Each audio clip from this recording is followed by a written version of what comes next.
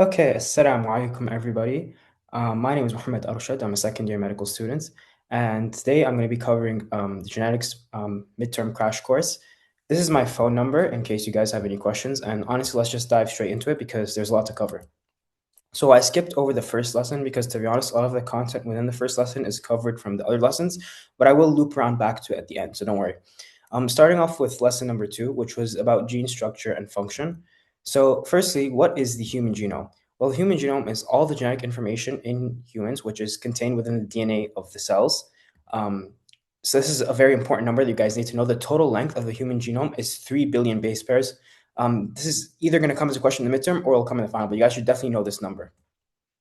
Within the human genome itself, there are 20,000 genes that code for proteins, and then the rest of the genes like serve other functions. Again, you should definitely know this number. That's why I highlighted it in red.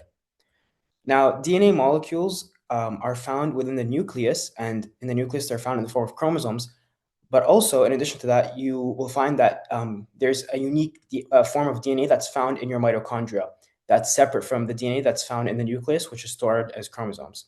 And obviously, the DNA structure, it's composed of bases and a sugar phosphate backbone. I'm pretty sure you guys know that by this point. And to be honest, a lot of these like first 3 lessons, a lot of it is already covered in Mole 1 or high school. So I'm going to be going over it a little bit quickly. But with respect to the bases themselves, they're obviously nitrogenous bases.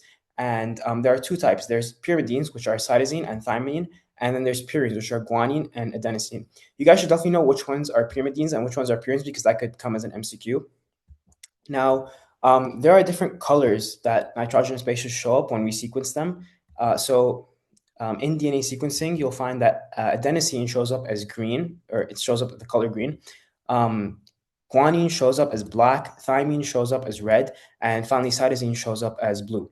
In addition, you should know that adenosine matches with thymine and that cytosine matches with guanine when it comes to pairing. And cytosine plus guanine is a stronger bond relative to adenosine plus thymine because it has 3 hydrogen bonds, which makes it harder to separate them in the lab when we're doing DNA sequencing, for example. And then with respect to the sugars, so the sugar in DNA is deoxyribose. That's actually what DNA stands for, right? It stands for deoxyribonucleic acid. And that's because it lacks a sugar, and because its sugar lacks an OH group at the carbon number 2 of the sugar. And I'll explain what that means in a moment.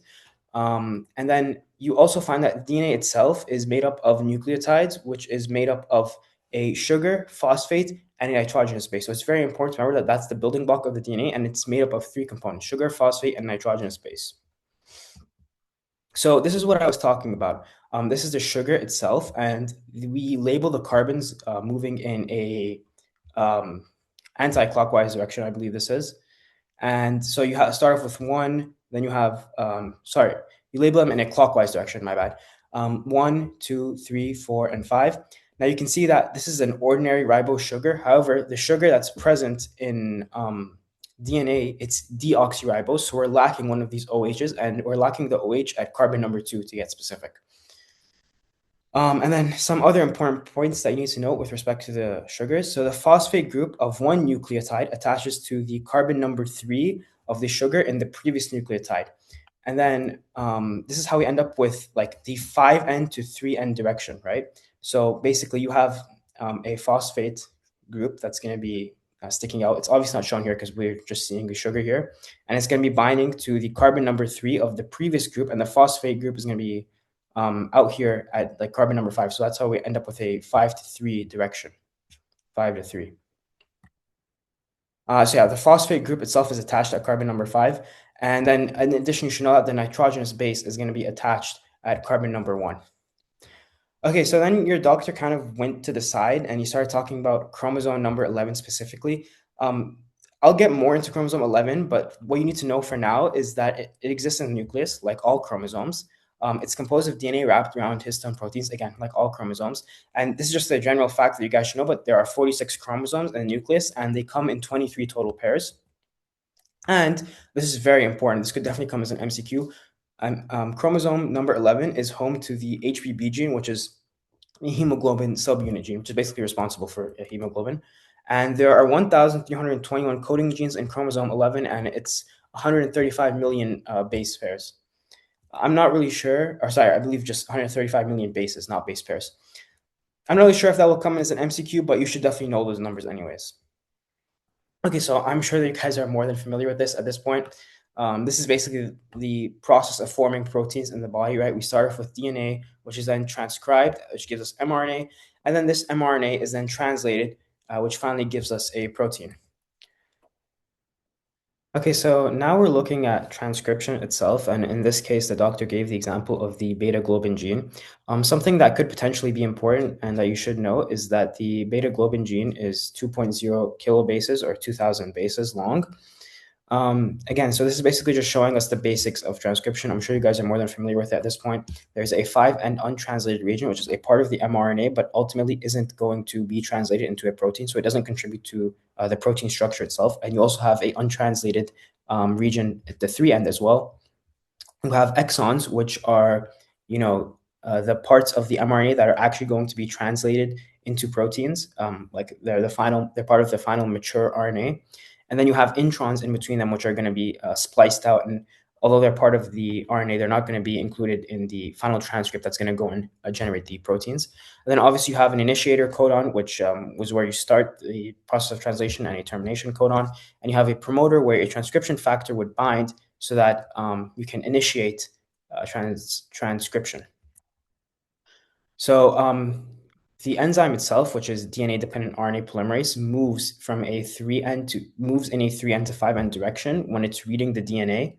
However, the transcription itself is occurring in a 5 to 3 direction. In addition, you should know that after we're done with transcription, there are a couple of modifications. So there's obviously the 5' methyl capping, and there's the 3' polyadenylation. And again, as I previously spoke to you guys about, there's exons and introns. So exons are what's included in the final mature RNA. And meanwhile, these introns are spliced out and they're removed. They're not going to actually be included in the final RNA that's going to be go and create proteins. You should also know about something called alternative splicing, which is basically we don't necessarily have to order these exons like in 1, 2, 3. We can change the order, or we can choose to not include some of the exons, and that actually gives us a large diversity of like proteins that we can develop from a relatively smaller gene pool, right? If you guys don't know, actually humans have like I think a similar number of genes to mice. We both have around 20,000, but we obviously have far more diversity in the proteins that we can generate. And one of the ways that that's the case is through this alternative splicing, which is like we can choose how we arrange the exons, and even though it's the same gene or whatever, we can create many different proteins from that. Okay, so then there's a couple of other things I need to know. Obviously, this is the like genetic code for human beings. For this, you should probably know that like you can have like more than so obviously like you have codons, right, which is a set of 3 like bases, and those codons are going to code for a specific amino acid, but you can have multiple codons code for the same amino acid. And in addition to that, you're going to have codons that code for a start and stop codon, right? And this is all with respect to translation. And then something else that's important for translation is the tRNA, which tRNA actually carries the amino acids themselves that are going to be joined together to create the polypeptide chain for the protein. And it does this by reading the mRNA transcript. And like it has something called an anticodon on it. And this anticodon is complementary to the codon that's seen on the RNA transcript, right? And like the tRNA with the respective anticodon is then going to be carrying the appropriate amino acid, and those amino acids are going to be joined together in a polypeptide chain, which is ultimately going to end up forming the protein. So to get into some more detail, you have a small ribosomal subunit and a large ribosomal subunit. They're going to join together, right? And then there's going to be a certain codon that codes for methionine, which is the start codon, so to speak, for translation. And you're going to have a tRNA, which is carrying the appropriate anticodon, which is UAC in this case. And that's going to come over here, and it's going to be carrying a methionine. And then there's also some other post-translational modifications. So once we're done, so obviously, like you're going to have the tRNAs continuing to bring various polypeptides, and those polypeptides are eventually going to be joined together until you reach something called the stop codon. And the stop codon itself isn't going to bring what's it called, another amino acid. Once you reach the stop codon, you're going to have like a dissolution of this complex, and the polypeptide will then undergo some further post-translational modification. So, for example, it could be phosphorylated, it could be methylated, it could be hydroxylated, which is the addition of a hydroxyl or OH group. You can also have glycosylation, which is the addition of carbohydrates. And then finally, you could also add fatty acyl groups. So these are all examples of post-translational modifications. You should definitely know them because they could be asked as a MCQ potentially. And then two other like very important post-translational modifications that are probably more high yield for MCQs. You have cleavage of methionine. So methionine is what I previously mentioned. It's like the start codon to start like the process of translation. But obviously you don't need it for the protein structure itself, right? You just need it to start the process of translation. So you're eventually going to cleave that off. And you have something called signal sequences. So signal sequences are like added to these proteins to tell them where to go in the body. So you might have like a protein that needs to go to a lysosome, for example. You'll have a signal sequence that indicates to that protein, like, hey, you need to go to that lysosome.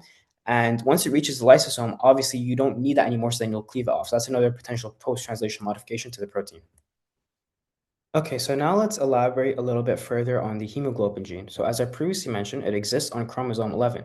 Now, interestingly, the hemoglobin gene only consists of 3 exons. And for this gene, ATA is the initiation codon and ATG is the stop codon. Now, as I previously mentioned, there are 3 exons, which obviously means that there are also going to be introns in between these exons. And it is very important that when we are splicing up the mRNA, we're able to be very precise for a number of different reasons. Now, there's something called G to G recognition and exonic versus intronic Gs, and also intron boundaries. Now, that's a mouthful, so I'll get into it by actually looking at the gene itself. So there's a couple of different things to note here. First of all, if we look at, for example, exon 1, and then which is followed by intron 1, you'll see that both the exon both like the exon itself terminates with G, and the intron also starts with G. And then you'll also observe something similar over here. So exon 2 is going to be terminating with G, and the intron is going to be starting with G. And then finally, again, with this like final exon over here, this is actually an exception, right? It's not like starting ending with G, but there is obviously a difference between the G that's in the intron and the G that's in the exon, and we need to be able to distinguish between it because it's very much possible that like a certain amino acid that's being coded for, like in the exons, could be split across 2 different exons. So what I mean by that? What do I mean by that? Let's say, for example, the amino acid glycine, right? Its code is GCC. Now, it's very much possible that exon 1 finishes off with G, and then the remaining CC is going to be found in exon 2, right? So we need to be able to cut precisely at the end of the exon, at the start of the intron, and cut the intron out fully so that way we get the amino acid, right? If we are unable to, for whatever reason, cut out the intron properly, it's possible that we'll end up with a different code and a different amino acid and then a mutation in the protein and potentially a disease or whatever, right? So we need to be very precise when we're cutting. And also, as I previously noted, there's like a G at the end of the exon and a G at the start of the intron. The body itself is able to distinguish that. Like for the purposes here, it's noted as a lowercase g and an uppercase G, but like it's the exact same G, but the body knows like where it knows like where to start and stop. And then there's something else that helps the body, which is there's like this kind of like universal code. So you'll basically always see GT at the start of introns, right? So like you'll see GT over here, GT over here again, and you'll also see AG at the start of exons. So AG over here and AG over here again. So those are just some points to note. Again, there's a difference between like intronic and exonic Gs, and the body needs to be able to distinguish between that. It needs to be able to distinguish between those two because it's very much possible that there are amino acids that are split across the exons. And if we mess up when we're cutting, then the whole code gets changed, and then the amino acid gets changed, and the protein itself potentially gets changed, and that's obviously not good. And like one potential case where we might see a problem with the protein is if there's a mutation in this code, right? Because this is very sensitive, right? Like all of these indicators are just dependent on a couple of letters. Like for example, the GT and the AG, which is telling the body where like the exon is ending and the intron is starting and all of that. Those are just contingent on a couple of letters. And there's also like these exonic and intronic Gs, which help the body to distinguish. So if there's like a mutation and an extra base gets inserted or something, that could cause a frame shift and mess everything up. And now the body won't know like where to cut the exon and like cut the intron out and like leave the exon. So those are just a couple of different points to note, and your doctor used the hemoglobin gene as the example in this case.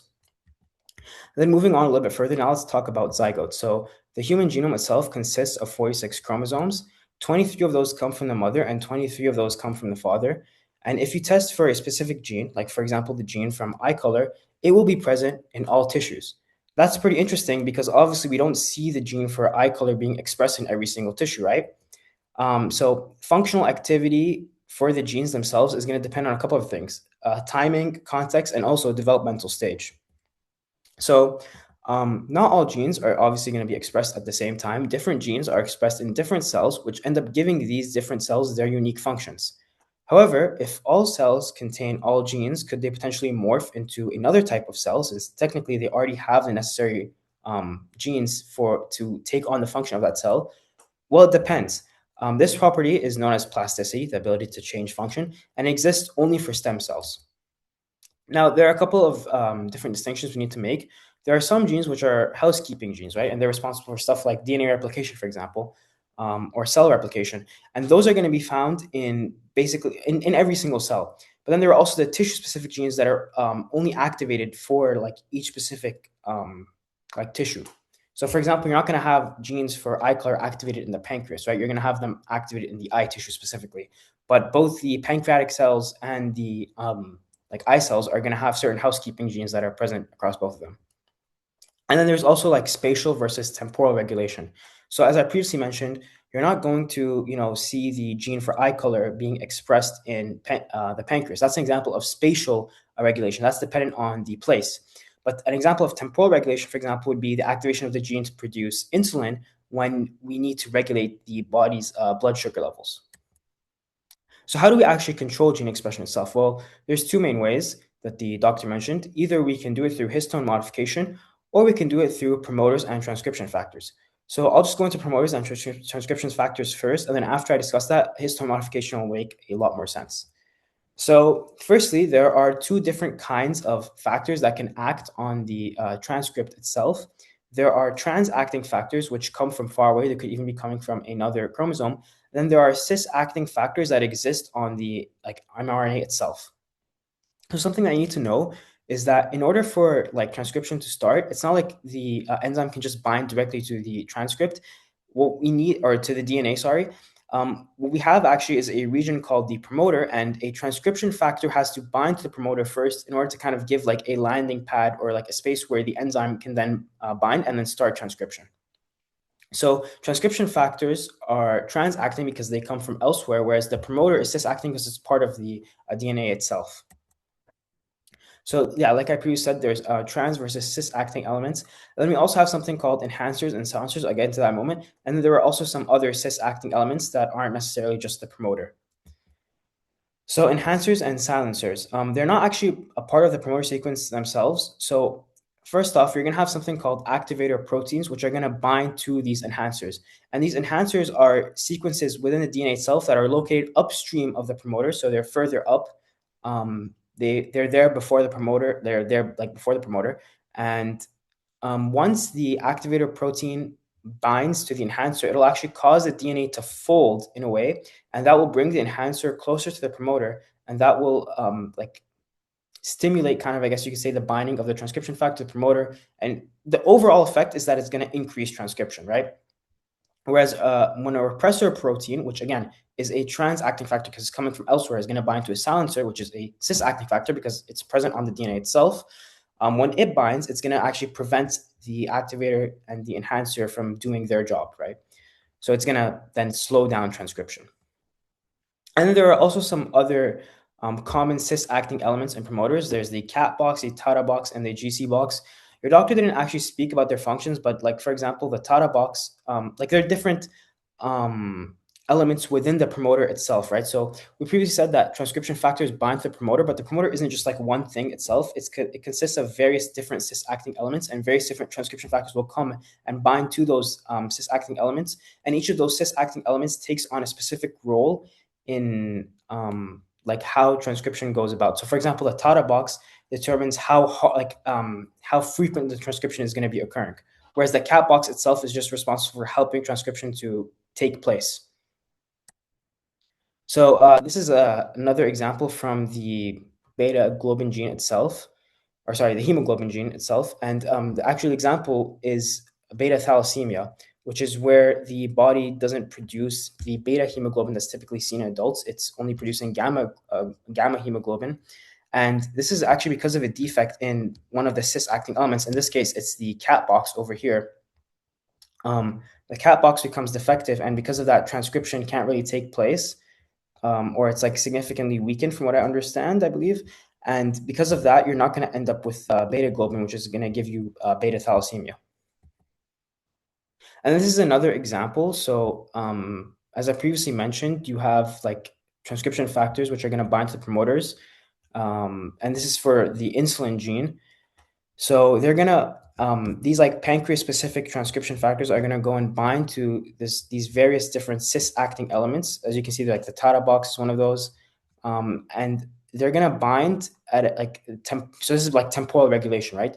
They're gonna go and bind when we need to lower the blood sugar, and that in turn is gonna then stimulate the transcription of the insulin gene, which in turn is going to lead to production of insulin, right? Because you don't want to be producing insulin all the time. The point of insulin is to lower your blood sugar. And so if you don't need to lower your blood sugar, then why would you produce insulin, right? That's ultimately going to be harmful. So you're only going to have these transcription factors going and working when there's a need, instead of doing it 24/7. So this is like another example of transcriptional regulation. And then this is yet another example, and this relates back to beta thalassemia. So, and this is an example of developmental regulation. So there are various different kinds of hemoglobin, and they have different capacities, and they're needed at different like stages for the like the zygote and the fetus, and then the adult, right? So like based on what kind of version of hemoglobin we need, we're gonna have like transcription factors going and working on certain cis acting elements to then stimulate the transcription of the specific kind of hemoglobin that we need, right? So like in an adult, you're gonna want beta hemoglobin, but in somebody with beta thalassemia, that's not gonna happen because of a defective form of regulation, and instead you're gonna end up with gamma hemoglobin, which doesn't work as effectively for adults. Okay, and this is what I was speaking about with respect to histone modification. So within the chromosomes themselves, the DNA is tightly wrapped around something called histone proteins, right? If we do not want transcriptional machinery to be able to access the DNA to go about transcription, then we can do something called methylation, which is going to cause the DNA to be wrapped around the histone proteins more tightly, which then makes it unable to be accessed by the transcriptional machinery. Whereas when we do want transcription to be undergone, then we can do something called acetylation, which is then going to make it like the DNA more loosely wrapped around the histone proteins, and in turn that makes it more accessible to transcriptional machinery. Okay, this is the last part of the lesson, but there is something called I cell disease that you guys should know. Now, I cell disease is a lysosomal storage disorder. The enzymes so obviously lysosomes have enzymes within them, and they're used to kind of clean up like excess storage materials and dead organelles and stuff within the cell. So the enzymes that are in these lysosomes are going to be synthesized, but they can't reach the lysosome. And why is that the case? Well, enzymes that are destined for lysosomes are modified with mannose-6-phosphate, which helps serve as a signal to direct enzymes. That's what I was speaking about previously. But in this case, in I cell disease, there's not going to be any mannose-6 modification. And because of that, the enzymes are going to be unable to reach lysosomes. So because of that, you're going to have an accumulation of storage materials in the cell, and that's I cell disease. Okay, so now let's talk about DNA replication and repair. So in order to talk about DNA replication and repair, we first need to speak about the cell cycle. So when we're not undergoing cell division, we're going to have something called interphase, which takes up about 80% of the time. And it is composed of three different distinct phases, G1, S, and G2. So in G1, the cell is going to be rapidly growing and carrying out regular functions. Then in the S phase, that's where we're gonna see DNA replication itself. And then in G2, we're gonna have like the cell replicate itself basically through replicating its organelles, and we're also gonna have chemicals needed for mitosis being produced and sent to the appropriate parts of the cell. Okay, something I need to know is that DNA replication is semi-conservative and occurs during the S phase interphase. So what do you mean when it's semi-conservative? Well, as you can see over here, right, you're starting off with these two yellow strands. You're going to break them apart, and then you're going to have these nucleotides come in and pair with each of the broken strands, so that way we can end up with like two new strands, right? However, it's semi-conservative because you're still retaining one piece of the old strand, right? So it's not like generated completely de novo. You still have a piece of the old DNA that is then going to be paired with new nucleotides, and that's why we call it semi-conservative, so to speak. Okay, something else that the doctor noted is that DNA replication is not necessarily like a directly linear process. That would take a very long time in order for all the DNA to replicate. Instead, you have multiple different origins of replication, right? And it just makes the process much faster. So, like, let's say we have this long strand of DNA. Instead of going about replicating each piece, like one piece at a time, you'll have multiple origins of replication, and then they're gonna like go about it in this like circular motion, as you guys can see over here. And that makes it much faster because then you can replicate multiple parts of the same strand at the same time instead of going from one part to the next part, to the next part, to the next part. And then with respect to DNA replication, so these are the steps. Firstly, we're going to have to separate the two DNA strands, obviously, because then we don't want to use those as a template to generate new DNA. So in order to do that, we're going to first use something called the DNA A protein, which targets the weakest area of the double strand so that DNA helicase can break bonds and unwind the DNA from there, which is going to form something called the replication fork, which is where replication is going to start from. Now, DNA helicase, it's very important to note this, DNA helicase is the enzyme that's going to break bonds and unwind DNA. Now, usually this area is AT rich, so adenosine and thymine. And that's because, as I previously mentioned, adenosine and thymine is much weaker than cytosine and guanine. And this is because it only has 2 hydrogen bonds as opposed to cytosine and guanine, which has 3 hydrogen bonds. And then you have an enzyme called topoisomerase, which helps prevent coiling during DNA unwinding. And basically, the idea is when you're unwinding the DNA, the areas that are in front of the areas that you're unwinding, they're going to build up a lot of tension, right? It's almost like a telephone cord. And at some point, you're going to be unable to continue unwinding the DNA. But in order to avoid that issue, we can use topoisomerase. And then you have SSB proteins, which are single strand binding proteins, and they prevent the broken bonds from rejoining. Okay, these two images are just meant to show the difference between topoisomerase 1 and topoisomerase 2. The essential difference that I need to know is that topoisomerase 1 only makes a cut in like one of the strands, whereas with topoisomerase 2, it cuts all the way across through both the strands, right? That's kind of the difference in the mechanism of action. And then to continue onwards, so there's a concept that we need to understand, which is the lagging strand versus the leading strand. So DNA polymerase, which DNA polymerase 3 in this case, which is the enzyme that's gonna like help pair the nucleotides and like generate the new strand, it moves in a 5 to 3 direction, right? Now DNA, it's obviously double stranded. One of the strands is in a 5 to 3 direction, but the other strand is in a 3 to 5 direction, right? So in the 5 to 3 direction strand, that's known as the leading strand. And for that, DNA polymerase can just move continuously, right? And it's going to move towards the replication fork. However, the other strand, which is known as the lagging strand, DNA polymerase is going to have to move away from the replication fork in order to move in a 5 to 3 direction. And it's not going to be able to do this continuously. It's going to have to do this like with multiple fragments at a time. And these fragments are known as Okazaki fragments. So again, DNA polymerase elongates the new strand by adding complementary bases. And DNA polymerase can also engage in proofreading activity by moving backwards. So instead of moving 5 to 3, it's going to be moving 3 to 5. And this is exonuclease activity. And then DNA polymerase contributes to the aforementioned activities, but also helps remove RNA primers, and it does in a 5 to 3 direction after the replication is finished. So what do we mean by RNA primers? DNA polymerase 3 itself cannot just like go and bind directly to the DNA. It needs to have something called an RNA primer first, which is going to be laid down by RNA primase, as I mentioned over here.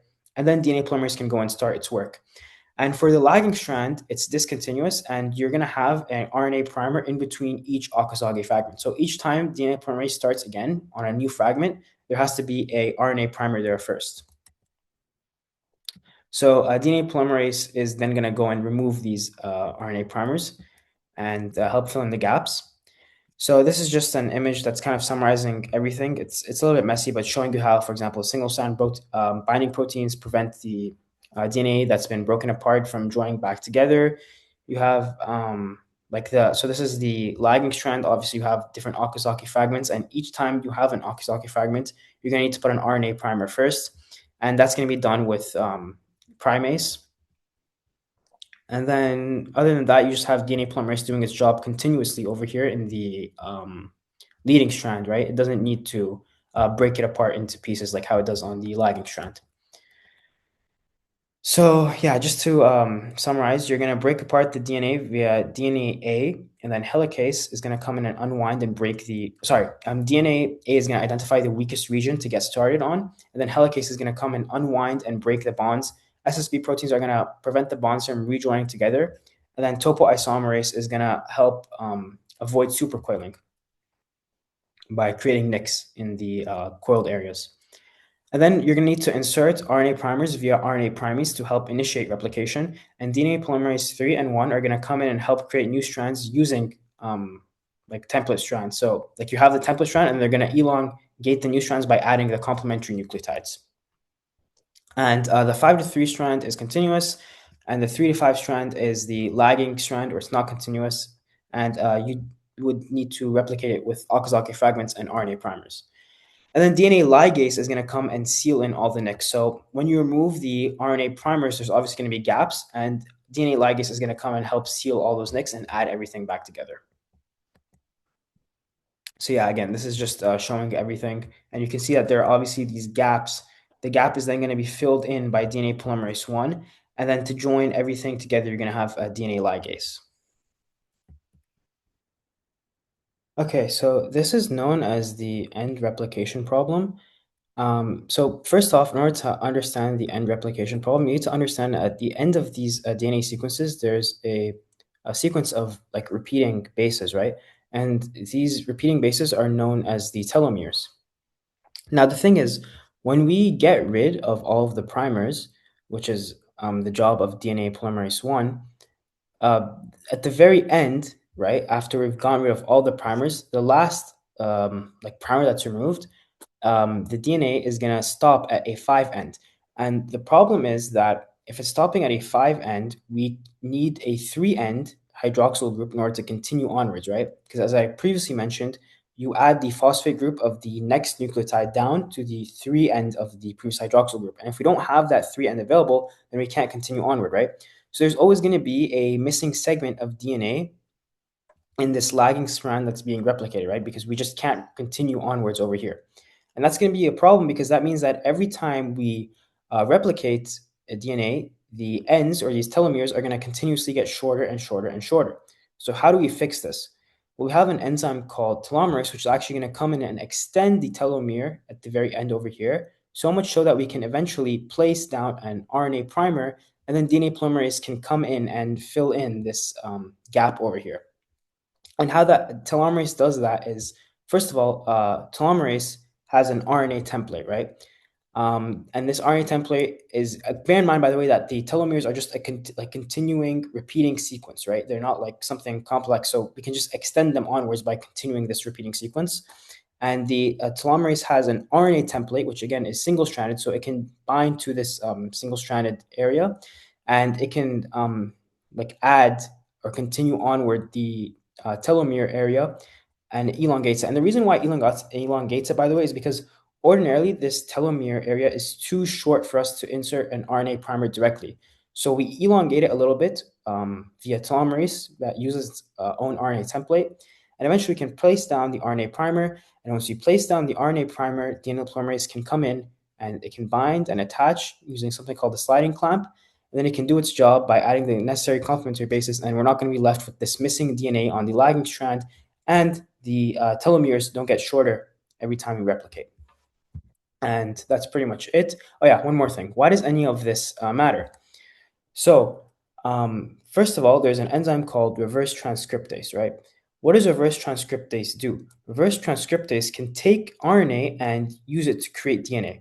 And that's what's actually used in viral infections, because viral infections themselves don't carry DNA, right? They carry RNA, however, and they use an enzyme called RNA-dependent DNA polymerase, which is going to convert the RNA into DNA, and they're going to integrate that DNA into the host genome itself, which is eventually going to cause infection. Now, why does that matter? Well, we can use something called nucleoside analogs that can be used to prevent these viral infections. Now, what are nucleoside analogs? Basically, well, first of all, what is a nucleoside? How does it differ from a nucleotide? A nucleoside is basically just a nucleotide minus the phosphate group. Okay, so we still have the nitrogenous base and we still have the sugar.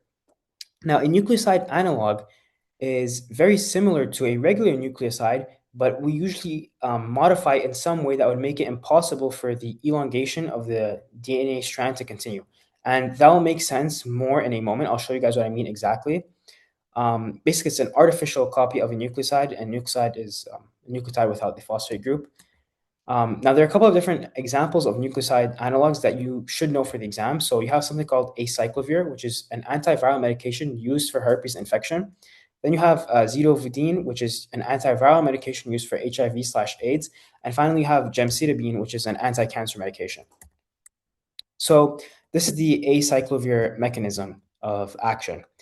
Basically, this is what a ordinary nucleoside would look like, right? We would have the nitrogenous base over here, which is guanine in this case, and then you would have the sugar over here, okay?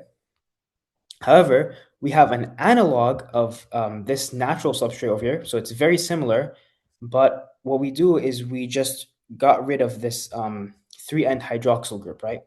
And the problem is when we get rid of that 3-end hydroxyl group, we cannot continue to elongate the chain, right? Because as you can see here, we need that 3-end hydroxyl group to then add on the next phosphate to continue on the chain, right? But since there is no 3-end hydroxyl group over here, it's a dead end, right? There's no OH to attach. And that means that DNA replication cannot occur, and then we end up killing the virus, which in this case is being used to treat herpes. You guys should definitely know that's being used to treat herpes. And then so zidovudine acts through a similar mechanism, right? Ordinarily within thymidine, which is the nucleoside over here. And by the way, you should know that this is like a guanosine nucleoside analog, right?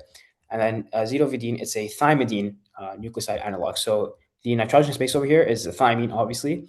And again, ordinarily you would have a OH over here on carbon number 3, but we just replace it with this N3, and that's again going to terminate the chain because this 3-end hydroxyl group is what we need to continue to elongate the chain. We replaced it with something else, so now we can't elongate the chain. No DNA replication, virus dies out. And then you have gemcitabine. So again, gemcitabine, basically the same thing, right? We replace this H over here. Actually, it's a little bit different. We replace the H over here with fluoride. And something else, which is very interesting about gemcitabine is, okay, so this looks like a mess over here.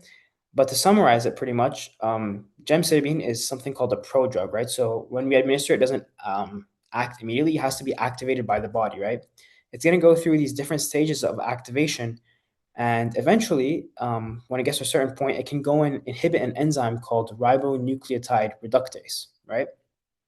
And ribonucleotide reductase is actually responsible for giving us the deoxyribose, which is then going to be used to form DNA, right? So that's obviously a major blow to DNA replication, which is then going to be a major blow to these cancer cells, right? Because cancer cells is the uncontrolled growth of cells, which obviously requires DNA replication. But something else very interesting is gemcitabine will then continue onwards through this pathway and become this analog, right? And because we've blocked out the regular the regular deoxyribose, you're going to end up with a case where DNA polymerase is going to be more likely to choose this like analog version and incorporate that into the DNA instead, which again is going to serve as a double blow. So like now we cut off the regular sugar that the DNA would be using. And in addition to that, we've also made it more likely that DNA polymerase will then come and pick up this analog, which would also terminate like DNA replication. Okay, so now moving on from that, we have DNA repair and damage. So there's a couple of different things that you need to know from this slide, but to be honest, I cover it a lot more in depth with the next slides. But basically, you should know that DNA damage can occur from like spontaneous chemical processes. For example, you can have something called depurination, which is the removal of a purine. You can have deamination, which is the removal of an amine group. Then you can also have demethylation, which is the removal of a methyl group. And this can all occur due to a reaction with a chemical mutagen in the environment. So, for example, exposure to UV light or ionizing radiation. And just looking at this image over here, so like the doctor gives like different examples of things that can cause different forms of damage. You can have like base mismatch, which like you swap two bases. You can have a single strand break, so you're just missing a base. You could have pyrimidine dimers, and you could also have a double strand break. So that's like a complete break all the way through, right? And so if you have a single strand break, you'd repair it with base excision repair. If you have like pyrimidine dimers, you'd replace it through something called nucleotide excision repair. I'll elaborate on both of these in a moment. And like if you have base mismatch, then you would repair that through mismatch repair.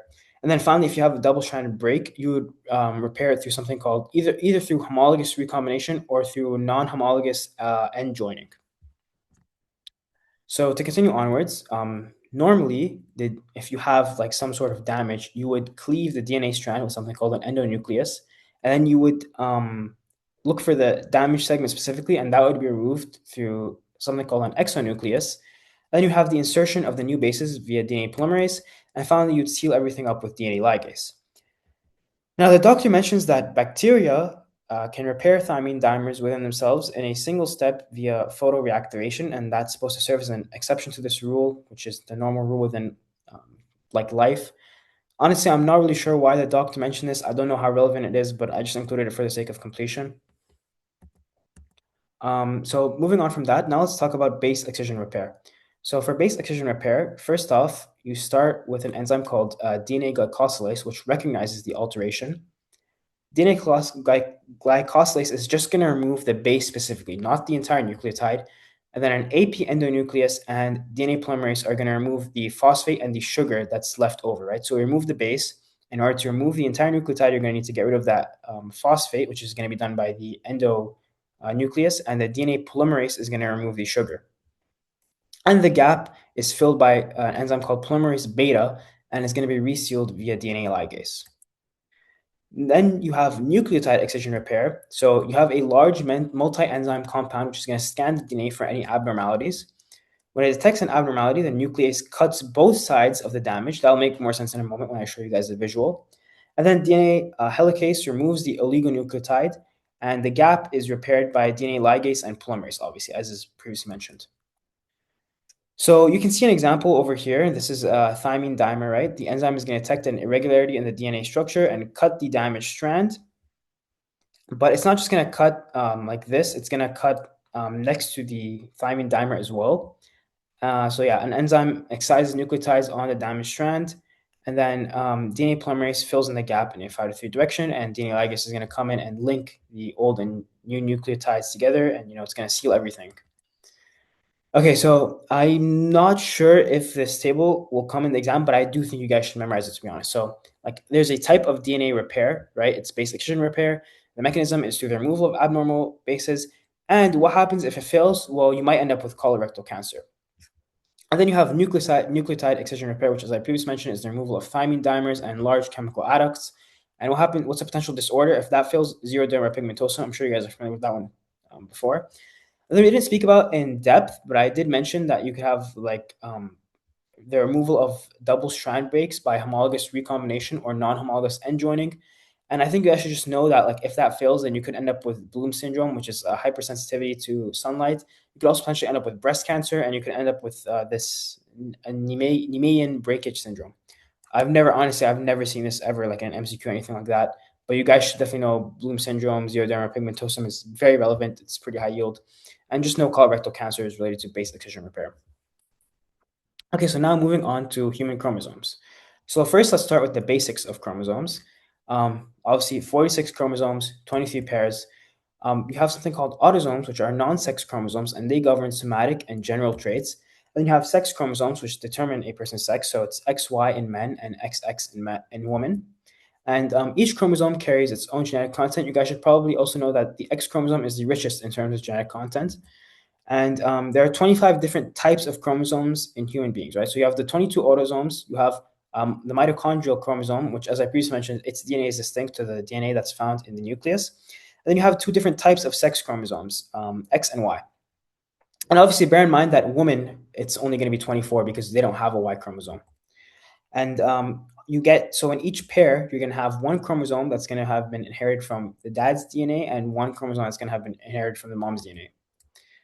So with respect to the structure of the chromosome, so we start off with a singular continuous DNA double helix that's going to be packed as something called chromatin. And chromatin is DNA associated with both histone and non-histone proteins, and that'll make more sense in a moment. So histones themselves are positively charged structural proteins, and they help pack DNA into something called nucleosomes. Whereas the non-histone proteins are variable in nature, but they're mostly acidic, and they're involved in DNA replication, expression, and repair.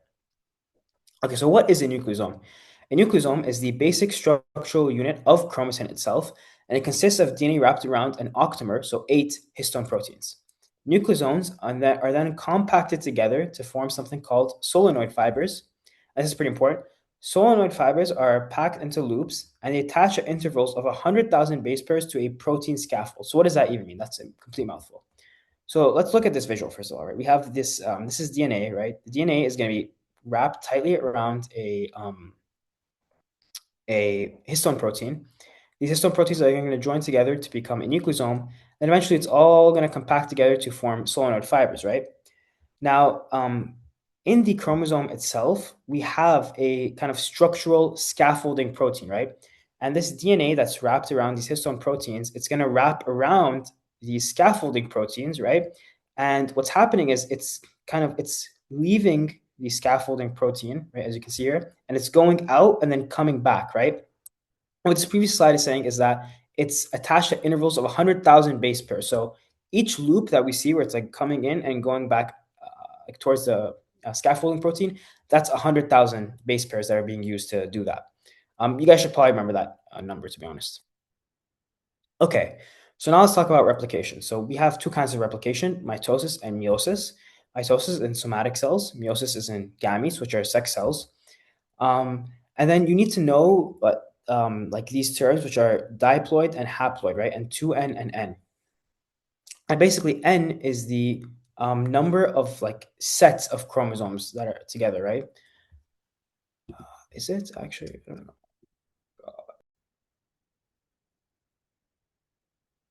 Okay, so now let's talk about replication, right? So obviously you have mitosis and you have meiosis. Mitosis exists in somatic cells, whereas meiosis is in gametes, which are sex cells. Okay, now we need to understand the concept of haploid and diploid. So what is this N here, which we see, first of all, stand for, right? N is supposed to be the number of sets or pairs of chromosomes, okay? So in a haploid cell, a diploid cell basically just means that you'd have double the amount of sets or pairs of chromosomes as opposed to a haploid cell.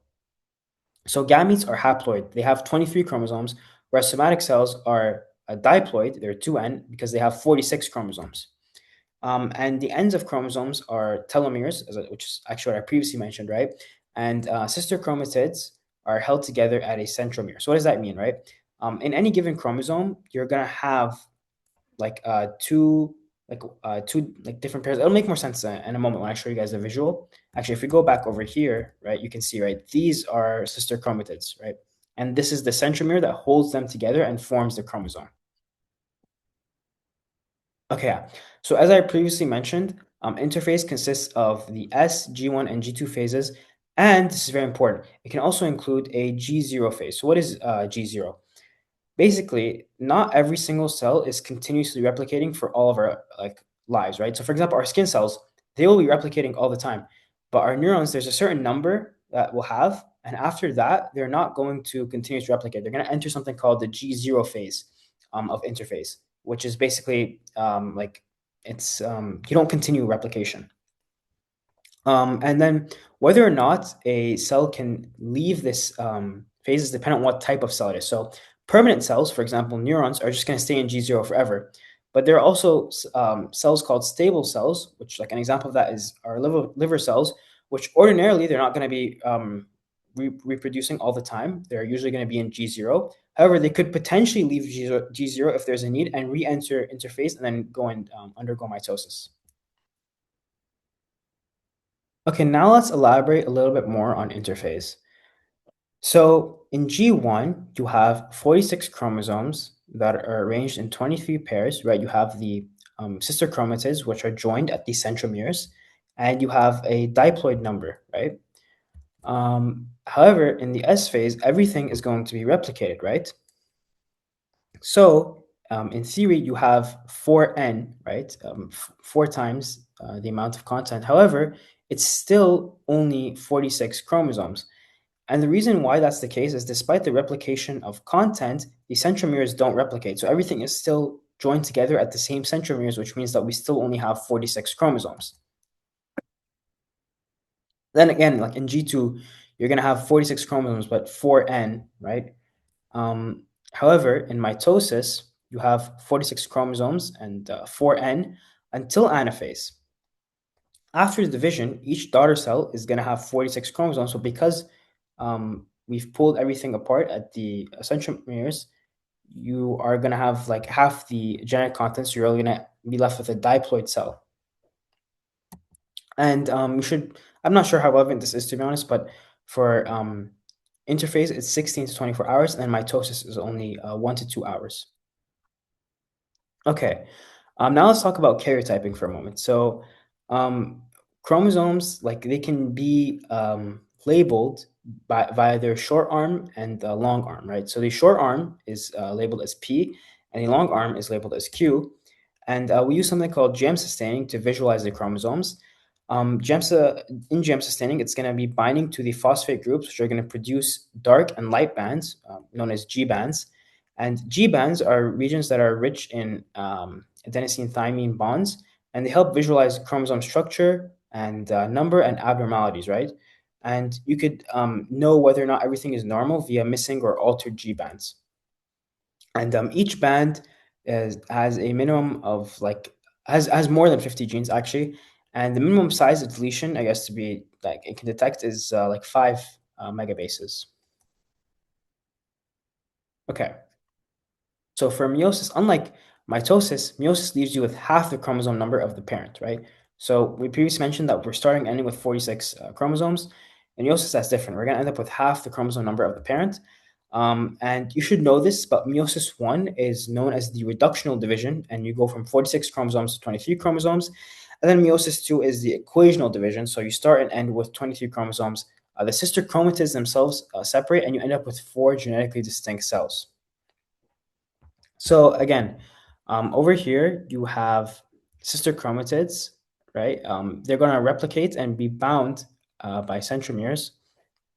But what's interesting is, unlike in mitosis, where all the different chromosomes line up at the equator, you have chromosomes pairing up with each other. So you end up with homologous pairs of replicated chromosomes that are going to join together.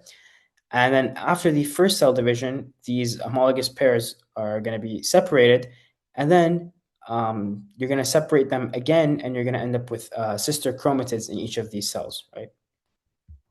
And that's how you end up with half the genetic content, because over here originally you had these two like chromosomes joined together, but then you separate them. However, over here it's just going to be equational division, so you're still going to have 23 chromosomes regardless. Okay, so there are a couple of different things that you need to know for meiosis that increase genetic diversity. So first of all, when we have those homologous chromosomes like coming together in meiosis 1, there's the potential for some spilling over or crossing over of genetics, right? So you might have like this chromosome slightly like, what's it called? Like bring in some of its DNA into this other chromosome, as you can see over here, right? And you would end up with something called recombinant chromatids. And then another important thing is something called independent assortment, okay? So there are two different possibilities for like when the homologous chromosomes line up, right? Let's just assume that like blue here is a paternal and the what's it called? The red is the maternal chromosomes, right? You could have it be that you have both paternal on one side and both maternal on one side, or you could have paternal, maternal, and then maternal, paternal, right? Something like that. And this is important because when they line up before meiosis 1 takes place, that's then ultimately going to depend, like, that's ultimately what's going to determine where each like chromatid ends up, right? So like, let's just say that you have this possibility, then you're going to have them separate, obviously, as you previously mentioned, and you're going to end up with one cell that just has the paternal ones, and then these final two cells after meiosis 2, they're just going to have these paternal ones. It's not going to be mixed, and then you'll have like these maternal ones over here, and they're just, again, not going to be mixed. But you could have the potential where, like, when they line up, you have a paternal and maternal, and then maternal and paternal. And then when they separate, obviously, you're going to end up with like a different combination as opposed to these ones. Okay, so this is just like a neat little graphic that I included because it compares meiosis and mitosis. So again, with mitosis, you're starting off with a diploid 2N cell. It's occurring in somatic cells, right? You have interphase, you have this replication, and it's basically 2N all the way through, right? Except obviously a little, you have a 4N for a moment before mitosis. But like the bottom line is that you start off and end off with 2N. Whereas with meiosis, you're going to end with 4 genetically distinct cells, and they're just going to be N. They're going to be haploid as opposed to diploid, even though you're starting off with a diploid cell. Okay, so now let's talk about patterns of inheritance. So firstly, you need to know that there are a couple different modes of inheritance. Monogenic, which is where the phenotype is going to be controlled by a single gene. Oligogenic, which is where the phenotype is going to be controlled by a few different genes. Polygenic, which is where the phenotype is controlled by many genes. And multifactorial, which is where the phenotype is controlled by both genetic and environmental factors.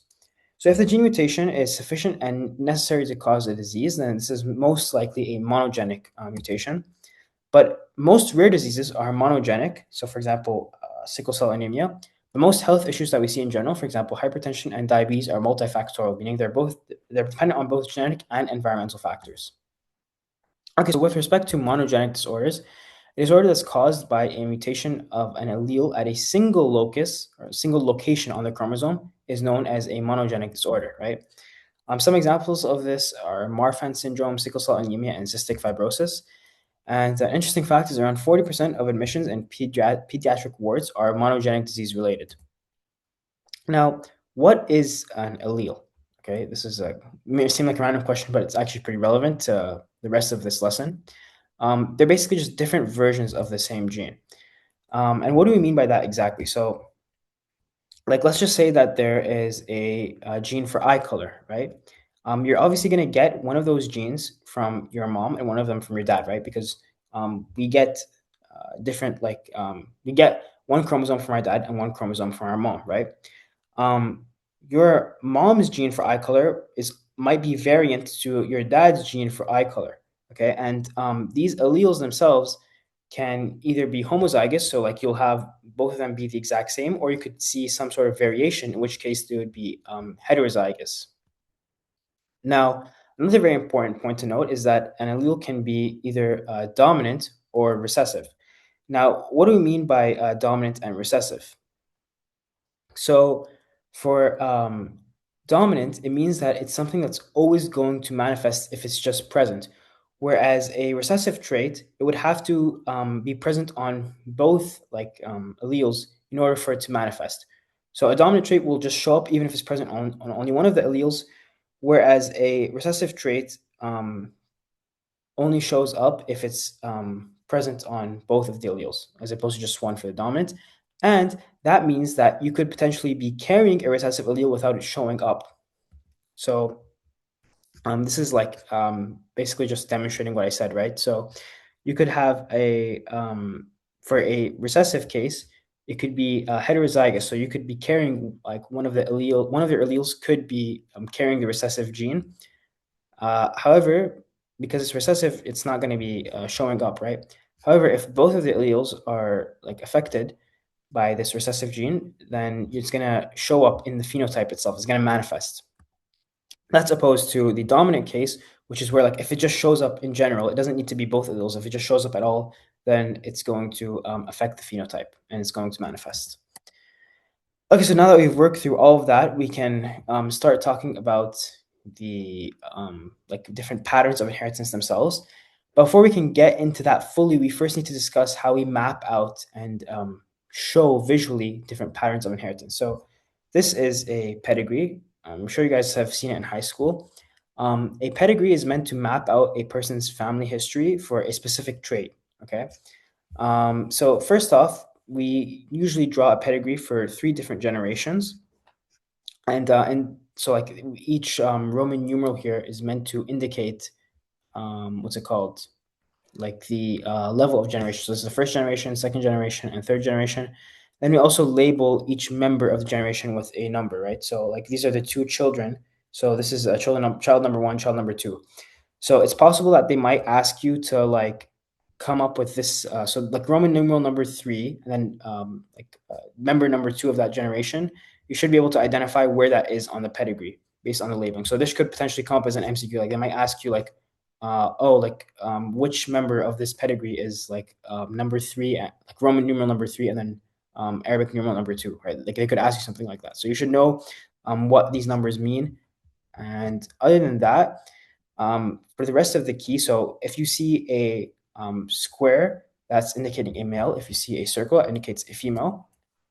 If somebody is affected by a specific disease or trait, then we usually color that in. So in this case, the square, which represents the male, is colored in. So that shows that it's an affected male. If somebody is a carrier for something, then we usually fill in a small like circular dot. And this 3 or this 4 is basically just meant to say that like there's 3 males in this generation that are healthy, or there are like 4 females that are healthy in this case. Like the 3 is just meant to indicate that there's like blank number of this. So like this is ordinarily supposed to be a healthy male. You add the 3, that's 3 healthy males. So it helps save space. And then some other important things. So this is deceased male. So you see the line through it, right? If there was a deceased female, then it'd be a circle with a line through it. This is marriage. So you draw a horizontal line between like a square and a circle. And if they get divorced, then you would draw a slanted line through that. And if somebody gets pregnant but ends up resulting in a miscarriage, you would draw out a triangle symbol. This is a symbol for pregnancy. If you have monozygotic twins, you would show it like this. If you have dizygotic twins, you would show it like this. If you don't know the zygosity, you would add a question mark between them. And if there's consanguinity, so basically in this context, consanguinity basically just means a cousin marriage, then you wouldn't just show one line for marriage, but you would actually show 2 lines. Okay, so now let's talk about something called a Punnett square, right? A pedigree is meant to map out the genetic history of a person, but genetics also have like a predictive capacity. We can predict the future if we know two people's like genes for a specific allele, and we cross them over. We can actually potentially predict what's going to happen to the children, right? So let's say that there is, some characteristic R out there, right? And R shows up as like a dominant trait. So if it's present on even if one of the alleles, then it will manifest itself in the phenotype. And this little r here is supposed to represent like the recessive version of that trait, right? So like it doesn't show up if what's it called? Like the little r, it doesn't show up unless it's homozygous, basically. So let's assume that the dad's genotype is a capital R, right? He has the dominant allele, and he's also a carrier for the recessive allele in this case.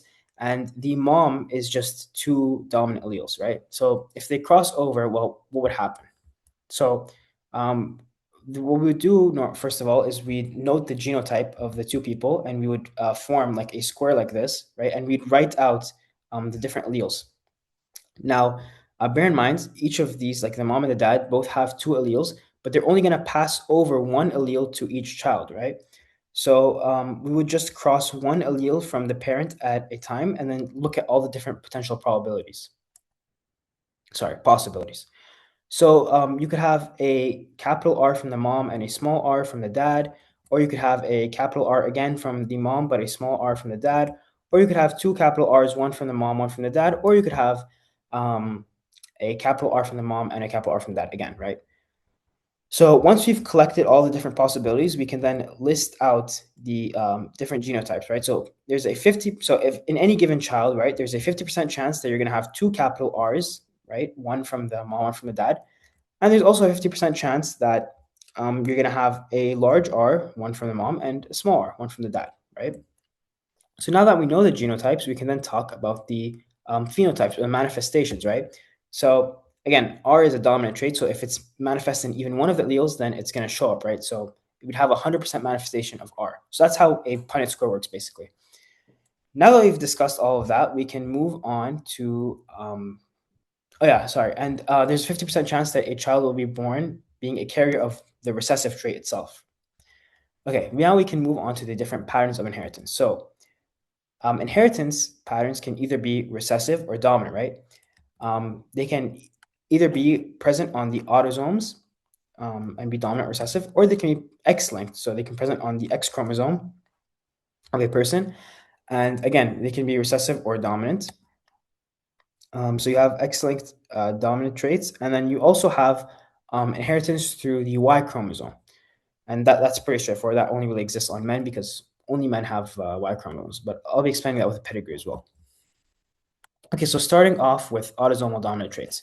So before we get into autosomal dominant, how do we establish using a pedigree that a trait itself is dominant? Well, the idea would be that it's present in every single generation, right? Because for a dominant trait, there is no such thing as a carrier, right? If it's present on even one of the alleles, it will show up in a person, and thus they would be affected by it. So dominant traits do not skip any generation. So if you ever see a pedigree, and at least one member of every single generation is affected, then you can use process of elimination and know that it's a dominant trait for sure. But how do we further narrow it down to being an autosomal dominant trait? Because it could be an X-linked dominant trait as well. So in a autosomal dominant trait, you would see that males and females are affected, and males and females can both transmit the disease, right? This is not the case in X-linked dominant, as you guys will see. And something that you should note is that in an in a case where like you have autosomal dominant disease or trait, a child of the affected parent has a 50% risk of being affected. And we can prove that using a Punnett square, right? So let's say, for example, that it's the father who's affected. Okay, this is very confusing, by the way. This is from your guys' for your doctor's slides. Normally, when we're speaking about a dominant trait, it's supposed to be denoted with a capital letter, but your doctor decided to denote it with a lowercase letter. I really don't know why, but let's just assume, for the sake of it, that the lowercase letter here indicates a dominant allele, like some dominant disease or whatever, right? If the father is affected and he crosses over with the mother, and both of her alleles are normal, and we list out all the different like possibilities, we would see that half of them would result in what's it called, a potential infection, or like the person potentially being affected with this dominant trait, right? Now let's move on from autosomal dominant to autosomal recessive. So something very important to note with autosomal recessive, and as you guys can see with these double lines, is that there's an increased incidence when you have consanguinity. So basically, if the question is mentioning cousin marriages, you should probably start thinking about autosomal recessive diseases. Now, again, for autosomal recessive diseases, males and females are both affected, and parents of affected children are asymptomatic carriers. So, like, you might see that, like, the parents themselves, it doesn't show up for them, but then it shows up for the child. In that case, they're asymptomatic carriers. And if there is an autosomal recessive disease, and like a woman is having children and she's a carrier, the recurrence risk is 25% in each pregnancy.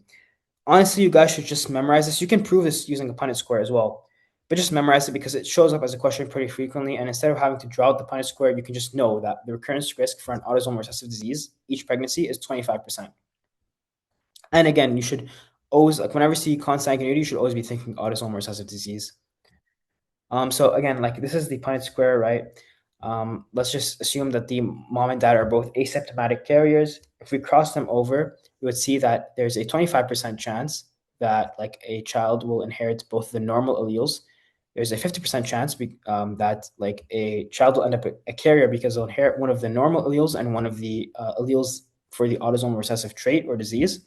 And there's a 25% chance, and hence why we say there's a 24% recurrence risk each pregnancy, that the child ends up inheriting both of the recessive alleles, and that will, in that case, it will actually manifest in the child, and we'll see like the autosomal recessive disease manifesting. Now, these are a couple of classic scenarios that tend to show up for MCQs relating to autosomal recessive diseases. So first off, you should know that like if you cross over two asymptomatic carriers, 25% of the time, you'll end up with an affected child. 50% of the time, you'll end up with a carrier. And completely unaffected, right? Neither like in terms of manifestation or genetically in terms of being a carrier. That's only going to be 25% of the time.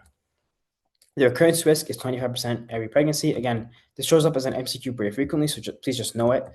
And if, let's just say that you have an affected child and the parents are wondering if, their other child who isn't affected is a carrier or not, what are the odds in particular of that other child being a carrier? It's 66%. Now, why is that the case? Well, we know that the other child isn't affected, correct? So we can remove one of these boxes because we know that this isn't the child's genotype. That means that they're either normal or they're a carrier, right? And there's only three boxes, and two out of these three boxes, sorry, are carriers. So that means that there's a 66% chance or two-thirds chance that the child who isn't affected is a carrier. But honestly, just memorize it. You don't need to draw out the Punnett square, right? This will probably show up as an MCQ, and you'll know that it's 66%. Okay, something else that we need to know are the degrees of relatives. So, first degree relatives are your parents, siblings, and children. Your second degree relatives are your grandparents, uncles, aunts, and grandchildren. And your third degree relatives are your cousins. And your doctor didn't mention this, but like this is relevant because a first degree relative shares 50% of their DNA with you, and then a second degree relative shares 25% of your DNA with you, and your third degree relative, which is your cousins, share even less DNA with you, right? And like obviously that's concerning because like let's say like, or that's relevant because like let's just say, for example, like a first degree relative has a disease. Since you share 50% of your DNA with them, it's more concerning as opposed to, for example, a second degree relative with whom you only share 25% of your DNA. Your doctor mentioned that, but like I thought it would be relevant to add for the sake of completion. Okay, now let's talk about X-linked recessive. So for X-linked recessive, you'll see again that there are generations that are being skipped. However, it's mostly males that are going to be affected, and women are mostly asymptomatic carriers. Now, why is that the case? As I previously mentioned, right, a recessive allele, like it only shows up if it's homozygous, right? Now, the thing is, women have two X chromosomes, right? So if it's an X linked disease, there's a greater possibility that it's heterozygous, and like there's one allele that's normal, right? However, for men, they only have one X chromosome. So if it shows up, it shows up. There's no such thing as a male carrier in this case, right? Because if it's an X linked disease and the male only has one X chromosome, he can't be a carrier. He either has this recessive allele or he doesn't. So, and then another thing is there's no male to male transmission. And like all recessive pedigrees, it's going to be skipping generations. So, this is what I was talking about, right? If you have a father who is affected, there isn't going to be any male to male transmission. And that's because, this is assuming a father who is affected and the mother is normal, right? The father is gonna pass on his Y chromosome to his sons. He isn't gonna pass on his X chromosome. So if the mother is normal, she's the one that's giving them the X chromosome. Then the children should end up normal, right? However, he can have carrier daughters. Actually, he will have all carrier daughters because the daughters are only getting their X chromosome from him. They're obviously not going to get the Y chromosome. So that means that they must get this recessive trait. But if the mother is normal, then because it's recessive trait, this genotype will be heterozygous, and as a result, it won't show up in the daughter. So basically, an affected father will have all carrier daughters because he will give them his X chromosome, and his X chromosome is infected. Or sorry, like it has the recessive allele basically. And then if you have a carrier mother but a normal father, you are going to pass it on to what's it called? The son. Like that. This is why boys end up getting more affected because they get one of their X chromosomes. Like they get obviously they get their X chromosomes from their mother, right? They get their Y chromosomes from their father. But so if the mother has one of those like carrier X chromosomes, then it's more likely to affect the son. Like it's more likely to show up in the son as opposed to the daughter because the daughter has another X chromosome that could potentially balance it out, whereas the son doesn't have anything. So if he gets it, he gets it, right? There's no such thing as a male carrier for an X-linked recessive disease. Okay, that was a lot. Now let's talk about X inactivation. And by the way, I'm sorry, like if I'm repeating myself a lot. It's just that I really want to drill home certain points because they're like very likely to show up as MCQs. Okay, so women have two X chromosomes. However, one of them is inactive. And you might be asking yourself, why is that the case? Why inactivate one of the X chromosomes? Well, as I previously mentioned, the X chromosome is the richest in genes, right? So if both of them were active, women would end up overproducing a bunch of the proteins like that they're supposed to make. So one of the X chromosomes remains inactive. Men only have one X chromosome to begin with, so it's going to stay active. If a woman has an extra X chromosome, then two of them will end up being inactivated. If she has these three X chromosomes, it's usually associated with like a more aggressive behavior. If a man has an extra X, it will also be inactivated and have something called Klinefelter syndrome. I don't know if this will show up as an MCQ, but honestly, just memorize it anyways. So why is this relevant, right? Um, well, ordinarily, it's possible that a woman might be an asymptomatic carrier, right? That's because she might have the recessive allele on one of these X chromosomes. However, the other one, the other X chromosome, has a dominant allele, so the recessive allele doesn't actually manifest itself. However, what happens if that other X chromosome is the one that ends up getting inactivated, right? In that case, she'll be something called a manifesting carrier, right? She doesn't have like a homozygous genotype, which is what's normally required in order for you to manifest a recessive trait. However, she's still showing the trait because the other like chromosome that would have the other allele that would have balanced it out by being dominant ends up getting inactivated. So then the recessive allele is what's going to manifest itself.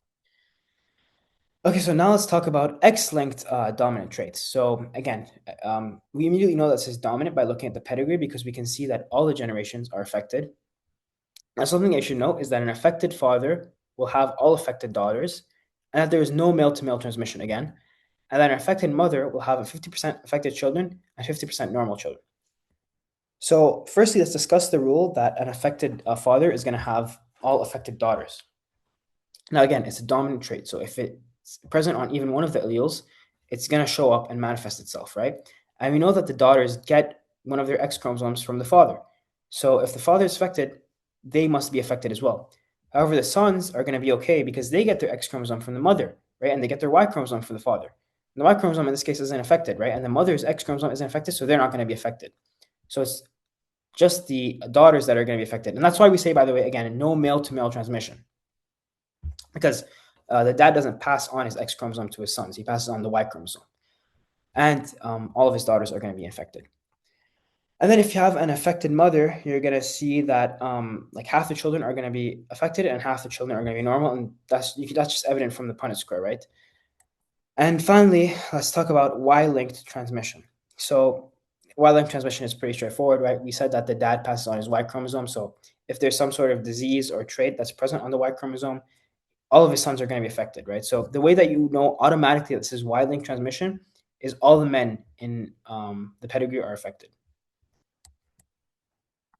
Okay, and then to just quickly wrap up this lesson, let's talk about something called Mendel's law. So there are actually two laws that come under Mendel's laws.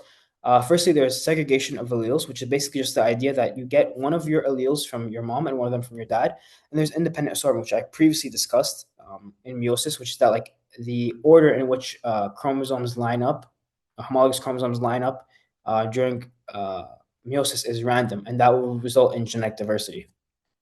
So again, this is just showing how like there's segregation of alleles, and you're gonna end up with one from your mom and one from your dad. Okay, so moving on to lesson 6, testing for a disease in the clinic. This should be relatively quick, inshallah. So first off, talking about biochemical testing. Biochemical testing is the study of the amount or the activity level of proteins or enzymes. Abnormalities in this case can be a mutation in the DNA. And in this case, we mostly use mass spectrometry or TMS to screen for biochemical compounds in the blood or the urine. And the classic example for this is a disease called phenylketonuria or PKU. Use for mass spectrometry or TMS, use a sample of dried blood and is subjected to two spectrometers. The first separates ionized molecules based on their mass, and the second actually assesses the mass and charge itself, allowing a computer to generate a profile. So now let's talk a little about phenylketonuria or PKU. So in phenylketonuria, it's a disease that's caused by a missing enzyme, and the missing enzyme is phenylalanine hydroxylase, which converts the amino acid phenylalanine into tyrosine. It's an inherited metabolic disorder, and if left untreated, it will lead to mental retardation, seizures, and ADHD. And we diagnose it by measuring the amount of phenylalanine in the baby's blood via TMS, and we treat it by restricting the amount of phenylalanine in the person's diet. Okay, so now let's talk about cytogenetic testing. So it comes in two types. Either you can have chromosomal analysis, which is under a microscope. It's karyotyping. It's the classical one that we see, or you can have molecular karyotyping.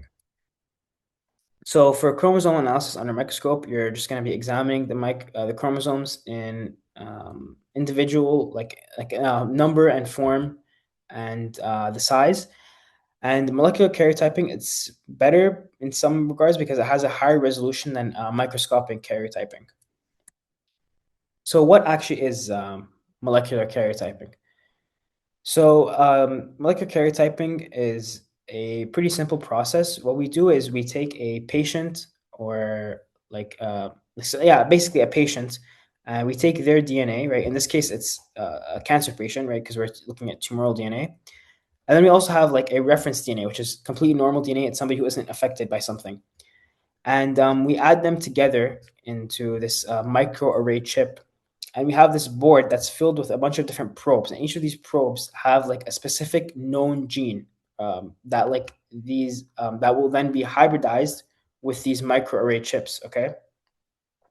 And when these microarray chips are going to go and hybridize with these probes, we'll end up with three different colors. If the hybridization results in a yellow color, that means that the tumoral DNA and the reference DNA, or the normal person's DNA, both bind at a 1-to-1 ratio to the specific probe, right? And bear in mind, each probe is like a specific known gene, right? It's we know what's in each of these probes, and we're seeing how well they hybridize with this microarray chip, which contains both like the patient's DNA and like reference or normal DNA, right? So if it's yellow, that means that they're binding at a 1-to-1 ratio.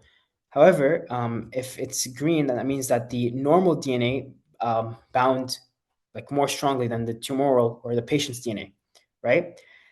And so that could indicate potentially a deletion, right? So like in the context of cancer, that could be relevant because it could be like a tumor suppressor gene deletion, right?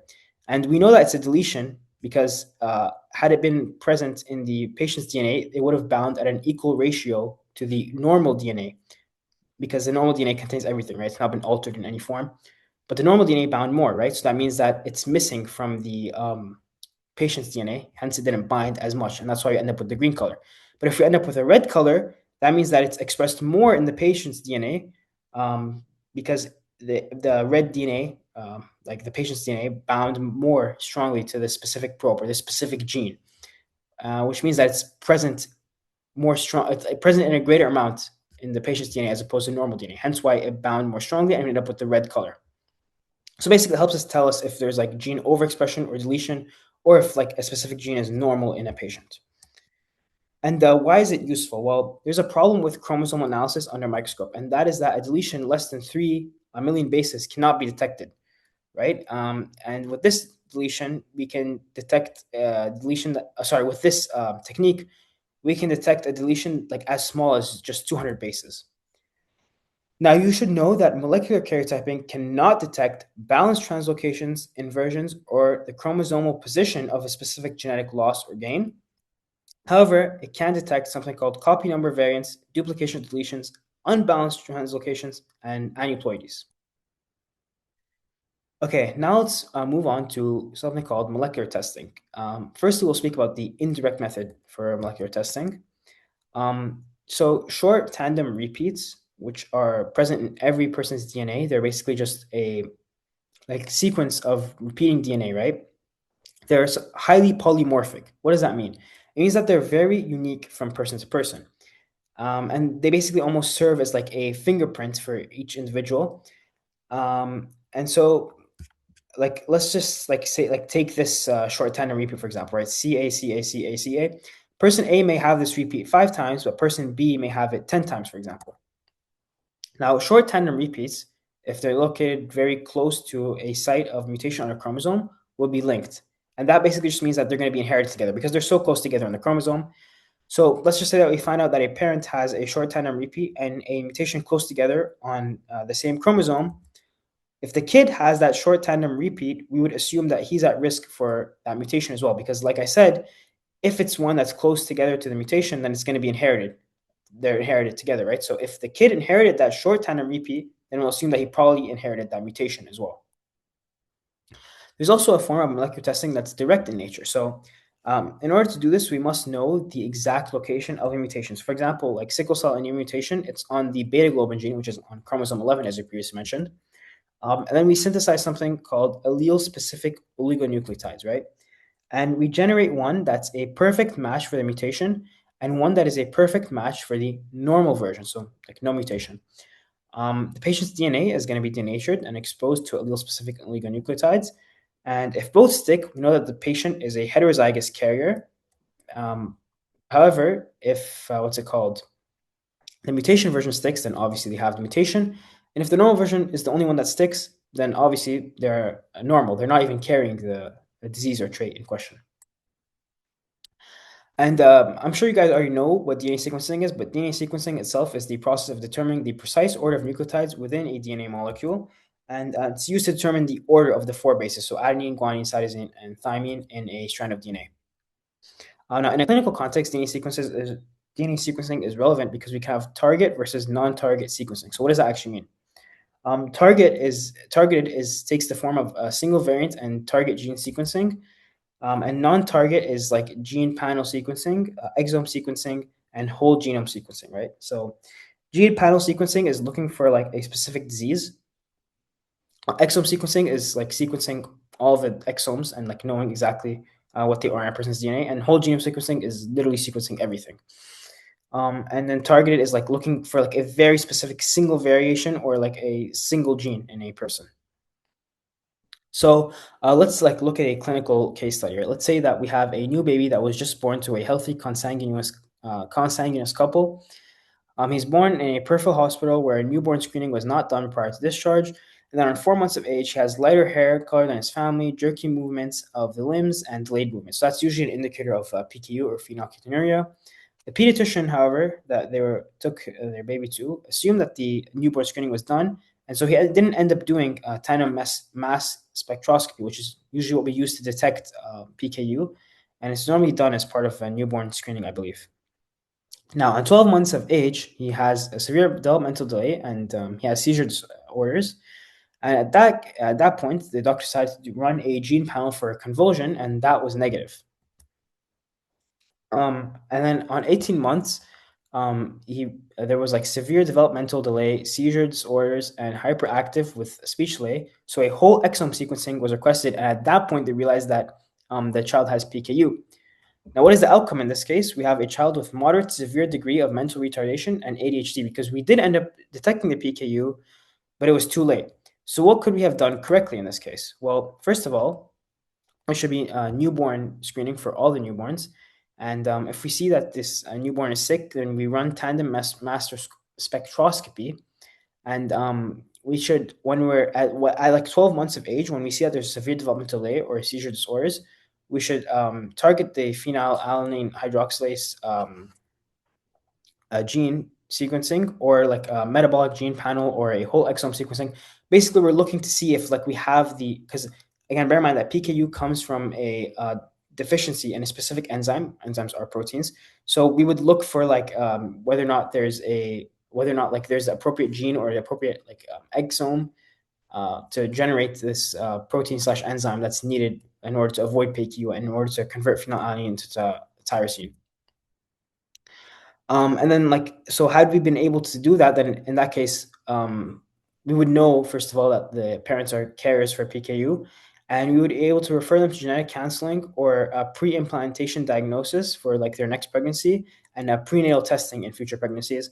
And the outcome would be very different because depending on how early the diagnosis was made with newborn screening, the child could be expected to be normal if we restricted the diet early on, which is ultimately the treatment that we use for PKU. Okay, so now let's move on to the second last lecture, which is genetic testing in the community. So first, let's talk about something called screening tests. So screening obviously isn't meant to diagnose people. It's just meant to detect whether or not people are at risk of a disease. So if we're running screening tests, these should be relatively common and serious. The benefits will justify the cost of running the test. These must be understood, and there must be an effective and acceptable treatment. The test itself should be acceptable to the population, easy to perform, relatively inexpensive, and valid and reliable. Now, valid and reliable, and also something called accuracy, are very important, and you guys should very much remember these definitions I'm about to tell you for the exam because they'll probably show up. First, we need to know what sensitivity means for a test, and this is all related to validity. So, the ability of the test to identify those who actually have the disease, as in like true positives, right? Specificity of the test is the ability of the test to identify those who don't have the disease, as in true negatives. Then we have something called positive and negative predictive values, which relate to accuracy. So it's the fraction of the persons with a positive test result who truly have the disease in question. So it's basically related to sensitivity. Then positive and negative values are the fraction of persons with a negative result who truly did not have the disease, which again relates back to specificity. And then you have this like table that your doctor attached. So you have the result of a screening test, right? So if you test positive and you're effective, then you're a true positive.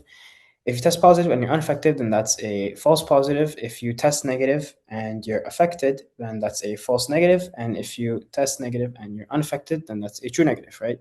So A, B, C, and D represent the number of individuals in a population who are found to have the disease, and test result combination is shown. So test sensitivity is A, right, which is true positive, over A plus C. So that's a true positive plus false negatives. And specificity is D, which is true negatives, over B plus D, which is false positives plus true negatives. And then positive predictive value is A, which is true positives, over A, which is true positives, plus B, which is false positives. And negative predictive value is D, which is true negatives, over C, which is false negatives, plus D, which is true negatives. You guys need to know these formulas, by the way, for the exam. That was stated in the transcription. Um, and then there's something called heterozygote screening, which basically just goes back to like determining whether or not somebody's a carrier, right? Because if we're speaking about recessive trait, they could be a heterozygote in terms of like their genotype, which means that they might be a carrier for the trait, even though it's not manifesting actively. So here are some public policy guidelines for heterozygous screening. The screening should be voluntary. Confidentiality should be ensured. It requires informed consent. Adequate education and counseling must be included in the screening access. Quality control of all the aspects of the laboratory settings required, and equal access to testing should be guaranteed. Honestly, like low-key common sense. If this comes as a question, it should be pretty obvious. And this is related to Saudi Arabia specifically. So in 2004, the Saudi Ministry of Health implemented a mandatory premarital screening program for sickle cell anemia and thalassemia. And this program was called the premarital medical test.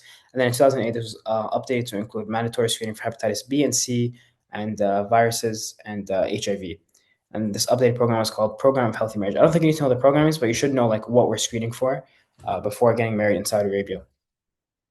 And just to elaborate a little bit more on premarital screening in Saudi Arabia. So the test is carried out at designated marriage consultation centers. Simple blood tests for the couple are taken for complete blood count, sickle cell test, hemoglobin, electrophoresis, and screening for HIV, hepatitis B, and C viruses. The couple has to fill in a premarital form with data including name, age, gender, national ID, address, and telephone number. Okay, so once we run through these tests, specifically for heterozygous screening, there are a number of different results that you can end up with. So if you have both partners are healthy, then all the children end up healthy, and that's considered a safe marriage. If you have a carrier plus a healthy person, then there's a chance of 50% carriers and 50% healthy children. So that's also considered a safe marriage. If you have a sick and healthy person, then that's 100% risk of carriers, but that's still considered a safe marriage. However, and you guys should know what's a safe marriage and what isn't, like what's considered a risk marriage. If both partners are carriers, then there's a 50% risk of carrier, 25% risk of sick, 25% chance of being healthy. That's a risk marriage. If you're sick plus a carrier, that's 50% risk of being sick, 50% carriers, that's also a risk marriage. And if both partners are sick, that's 100% risk of being sick, and that's a risk marriage right there. So yeah, just know which ones are safe marriages and which ones are risk marriages. Could potentially come as an MCQ. And we need to know how to distinguish between family screening and population screening. So family screening identifies high-risk relatives of diagnosed patients, while population screening is like broad asymptomatic groups for early detection of conditions. So there are a couple of different principles that guard family screening, or that guard family screening. So firstly, there has to be a family history of chromosomal rearrangement, like for example translocation. Screening female relatives in an X-linked pedigree, so for example for Duchenne muscular dystrophy and Fragile X syndrome. Heterozygote screening within at-risk families, so for example for cystic fibrosis. And then for like certain diseases, you should be doing a pre-symptomatic screening, so like Huntington's disease or breast cancer or colon cancer. And so moving on from family screening, we can now talk about prenatal genetic testing. So It's obviously screening for genetic diseases. Um, and there are a couple of different ways that we can do this. So, firstly, we can look at maternal serum alpha fetal protein levels. And then for diagnosis of genetic diseases, we can look at, we have like two different methods, right? We can either do invasive methods, which are amniocentesis testing and chorionic villus sampling. And then we have non-invasive methods, which are non-invasive prenatal testing and visualization of the fetus through ultrasound. So obviously that's a mouthful. I'll be breaking it down a little bit further. Okay, so when screening for diseases in a fetus, we can actually use the maternal serum alpha fetal protein. So first of all, what is alpha fetal protein? Alpha fetal protein is basically just the equivalent of albumin in a fetus. It's like the main plasma protein.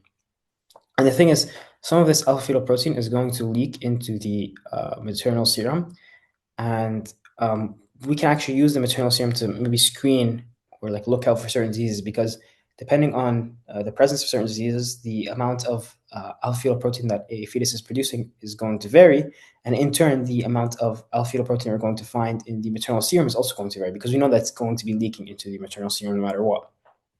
Now, like for example, in Down syndrome, right, you'll see that the fetal liver, which is where alpha-fetal protein is produced, is going to end up producing less alpha fetal protein, and because of that, you'll have like a lower than average amount in the maternal serum. Whereas in the case of like open spina bifida, there's a lack of covering, like skin covering over the spinal cord, I believe it is. So as a result of that, you'll have like a greater amount of alpha fetal protein leaking out into the maternal serum. But the thing is, and like this is indicated by the fact that these are like broad ranges, is that this is just screening, right? We can't actually use this to make a diagnosis, but like because like for example, there's an overlap between like a woman's child who's like unaffected and a woman's child who potentially has open spina bifida, and there's even an overlap between all three over here, right? So it's just screening. We can't use it to make a diagnosis. If you want to make a diagnosis, we can use something called invasive testing, and there's also non-invasive testing. But under invasive testing, there's two different methods that we can use. There's amniocentesis sampling, and there's also chorionic villus sampling. So amniocentesis sampling is transabdominal, right? We use a needle and we take out some of the amniotic fluid, and then we can run various tests on the amniotic fluid because it will contain like fetal DNA, and we can like make diagnoses.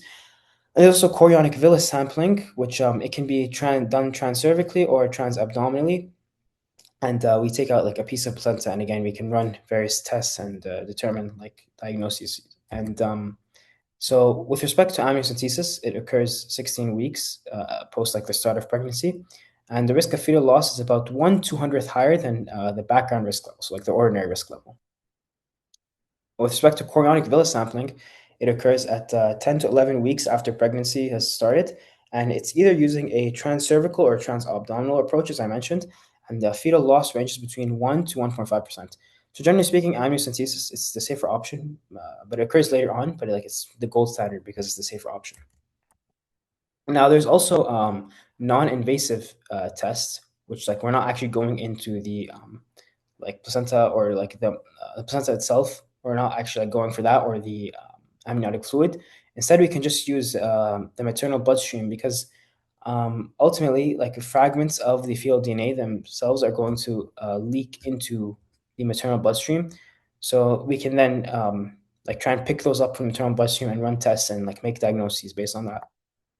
So yeah, non-invasive prenatal testing, or NIPT, is a safe screening method used during pregnancy to detect genetic condition in fetuses. It analyzes small fragments of fetal DNA found in the mother's blood, providing insight into the baby genetics. And it usually occurs in the 10th week of pregnancy, and it can screen for chromosomal abnormalities such as Down syndrome, Edwards syndromes, and Patau syndrome.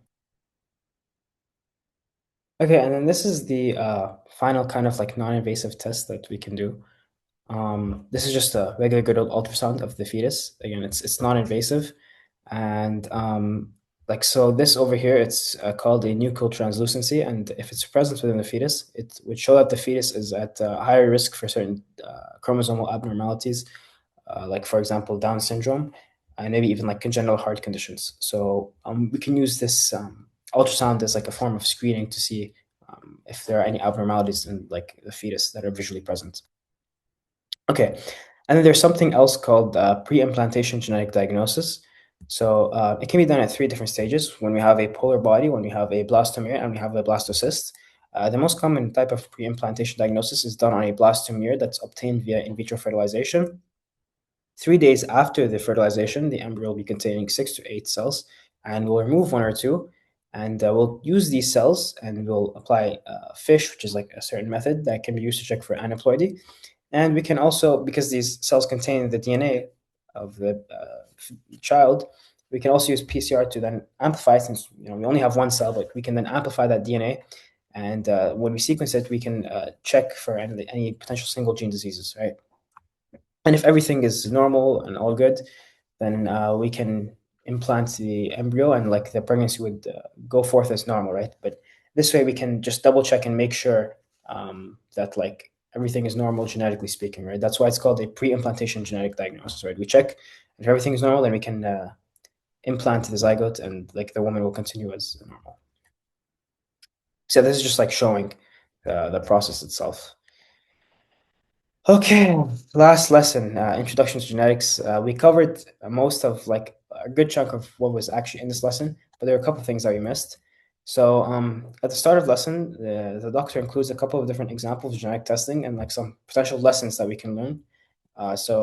Firstly, he talks about a 37-year-old woman who's suffering from breast cancer, and she's afraid that her daughter might have it in the future. And in this case, we can check the BRCA1 and BRCA2 genes because these are the ones that are related to breast cancer. So you should know that BRCA1 and BRCA2 are related to breast cancer because they potentially come as an MCQ. Then the doctor spoke about a patient who was like wondering why their daughter had, why their child had a congenital heart disease slash shape like variant, like a variant in like the shape of the heart. And congenital heart disease or like a variant in the shape can be caused by genetics, and around 1% of kids have a heart variant. Not that relevant, to be honest with you guys. And then this is very important, but drugs can be tailored to a person's genetics because the genetics themselves can impact how receptive, let's just say receptive, sorry, they are to a certain drug. And one of the examples that we're given was leukemia treatment. And then something important to note is that deafness, genetically speaking, is a recessive trait, which could be important because like they might ask you it like in a certain case. It's just important to know that deafness is a recessive trait. And diabetes is a complex and multifactorial disease, right? So like you have interaction between genetics and the environment. But it's very important to note that there is a genetic component to it, even in type 2. A lot of people think that like type 2 is just related to like lifestyle choices, but two people could make the same lifestyle choices. However, one of them could be more genetically prone to developing type 2 diabetes. So it's complex and multifactorial. And then there were a couple of other things that the doctor noted. So he spoke about the classical versus vertical pattern of Alzheimer's. So classical is like you tend to develop Alzheimer's later on in life, and it's usually multifactorial. It's related to like lifestyle choices. But a vertical pattern is just like it's passed down from like generation to generation genetically. So if somebody has like a vertical pattern in their family, then we would go for like early genetic testing. But like if they like it's classical, like we wouldn't go for early genetic testing because it just develops later on in life, and it's due to lifestyle choices mostly. And then the doctor also spoke about how like um, when we're like testing for like somebody being a carrier or having a certain genetic disease, we need to keep that information confidential because in certain societies, like a person might be stigmatized, even like their family might be stigmatized because they have a certain disease.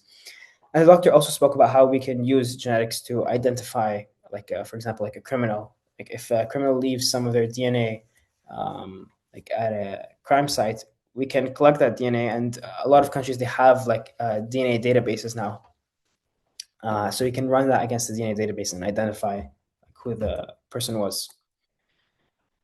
Okay, and then the doctor also spoke about something called common complex disorders. So diseases that are the result of complex interactions between genetics and the environment. Genetic factors can contribute to susceptibility to infection and how effective drugs and vaccines are. So some examples are the progression of HIV into AIDS is accelerated by a gene called CCR5.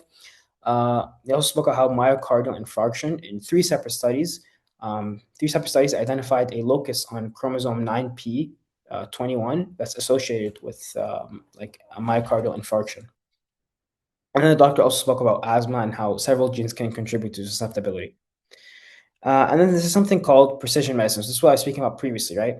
A person's DNA or the genetics can determine how receptive they are to a specific drug.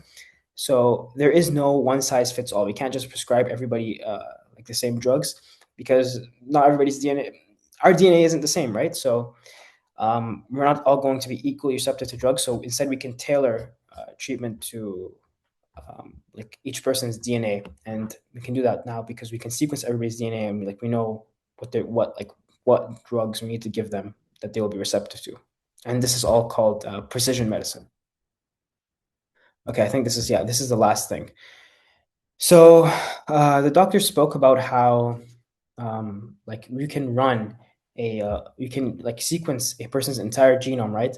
And that would tell you whether or not like they're at risk for certain diseases. However, the doctor said that we're not supposed to do this, and there's a reason why.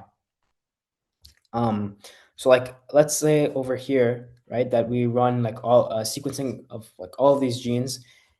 Like let's say like a 23-year-old man comes into the clinic, right, and we sequence all of these genes over here, right?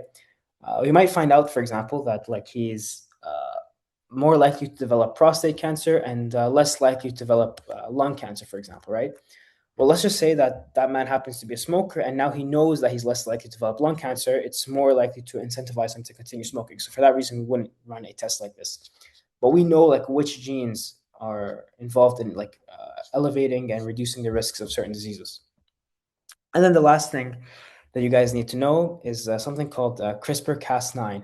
It's basically the essence of it is it's literally gene editing, right? So it's a technique wherein we go into a person's genes, even like a person, like an adult, right? Um, there are clinical studies on this now, but like basically, CRISPR is a technique where you go and edit the person's genes and you get rid of the mutation or whatever, like the certain gene that's causing a disease. So quite literally, you're just going in and fixing the gene so that like the person doesn't have the disease. Okay, now we are okay. So I was only informed a little bit later that the human genome, which is lesson number 8, is going to be coming in your guys's midterm. So we're going to be covering it and then adding it back into the crash course, inshallah. So starting off with the human genome lesson, it begins with a brief recap. The human beings have 46 chromosomes, which exist in 23 pairs. You need to know that females have 24 types of chromosomes, 22 autosomes, the mitochondrial chromosome and the X chromosome. Males have 25 types of chromosomes, 22 autosomes, the mitochondrial, the X, and the Y chromosomes. And chromosomes are a random collection of different types of genes and other DNA sequences. Some chromosome regions, or even whole chromosomes, are high in gene content, which makes them gene rich, whereas others are low in gene content, which makes them gene poor. And this picture with these two graphs kind of summarizes that by showing us the difference in gene size as opposed to gene richness. So this top part of the graph over here shows us the different chromosomes arranged by their physical size, right? And that just happens to, follow numerically. So 1, 2, 3, 4, 5, 6, 7, 8. However, this bottom graph over here shows us the genes arranged by the chromosomes arranged by the richness of their genes, right? And that doesn't necessarily follow the numerical order. And so one example that the doctor points out is chromosome number 19, which is relatively smaller in terms of its size. However, in terms of its gene content, it is extremely rich, which means that any sort of duplication or deletion on chromosome number 19 is very concerning, clinically speaking. The doctor also asks you guys to know the difference between the X and Y chromosome in terms of gene content. So the X chromosome is extremely gene rich and it's involved in cognition. And the doctor notes that, for example, if you have a male with problems in cognition, he may have a problem with his X chromosome because that's the chromosome that's responsible for cognition. It's very gene rich. The Y chromosome, on the other hand, is very poor in terms of genes. It's mostly responsible for male fertility. The X chromosome, with respect to cognition, if it has a defect, it's going to affect men, but not really women, because women have two X chromosomes. So if there's a defect in one, she can, use the other one. However, if a man has a defect in his X chromosome, he is going to have problems with cognition because he only has one X chromosome to begin with. The doctor also wanted to note how certain, chromosomal abnormalities on certain chromosomes can be compatible with life. Namely, he lists off trisomies, which are compatible with life, which are 13, 18, and 21. And trisomy is just, where you have three, like, not, you don't have a pair of two, but instead you have three chromosomes grouped together because you have a duplication. And yeah, so he just wanted you guys to note that 13, 18, and 21 are compatible with life. And this is because, as you guys can see over here in this graph, which talks about the richness of genes across different chromosomes, these 13, 18, and 21, they're relatively poor in genes. And they will still have an impact on the patient, a significant impact. For example, trisomy 13 is Down syndrome, which obviously has a significant impact on a person's life. However, because they are relatively poorer in genes compared to these other chromosomes, they will still be compatible with life. Unlike, for example, trisomies 1 and 19, wherein the embryos will just die in utero because they're so rich in genes that any sort of impact is just such a big deal that the embryos can't even survive. Now, moving on to human genome organization. So again, there are 3 billion base pairs in the human genome. Less than 1.5% of those encode for proteins. So we have around 20,000 protein coding genes. Half of the total length of the genome consists of single copy or unique DNA. So, if we were, to sequence the entire genome, we would only see these segments of DNA occur once, right? That's why they're single copy. Much of the function of single copy DNA remains a mystery, and only a smaller portion of the single copy DNA, less than 2%, actually encodes for proteins. The rest of the genome, so the other half, consists of several classes of repetitive DNA. And yeah, obviously, repetitive DNA, right? We would see it multiple times if we were to sequence the entire genome. Now, with respect to repetitive DNA, again, the rest of the genome consists of several classes of it, and it's involved in scaffold of the building. So basically, it's involved in the structure of the chromosome, and it's also involved in the behavior of the chromosome, so how they segregate and how they replicate. And something very important that you guys need to know is that genetically speaking, every single one of us is unique, right? A lot of people might think that identical twins have the exact same DNA sequences, but that's just not true, right? And these sequences of repetitive DNA contribute to that variation. But differences can be huge in nature if you are comparing, for example, an Asian person with an African. Or you may see very tiny differences between individuals who are of the same family, or even smaller if you're looking at two people who are identical twins. Okay, now moving on from repetitive DNA. So repetitive sequences themselves can either be clustered in one or a few locations, or they can be interspersed across the genome, right? So you'd find them spread out across the genome with single copy sequences. And the clustered repeated sequences constitute an estimated 50% of the genome. The different types of such tandem repeats. So tandem repeats are basically just where you have like repeats back to back to back to back, right? That's what we mean by tandem repeats. It's commonly referred to as like a head to tail repeat, right? So like you start off with the sequence and it repeats itself exactly, and they're right next to each other. Anyways, they're collectively called satellite DNAs, and these satellite DNAs can either be microsatellites, which tend to be smaller, or mini satellites, which tend to be a bit larger.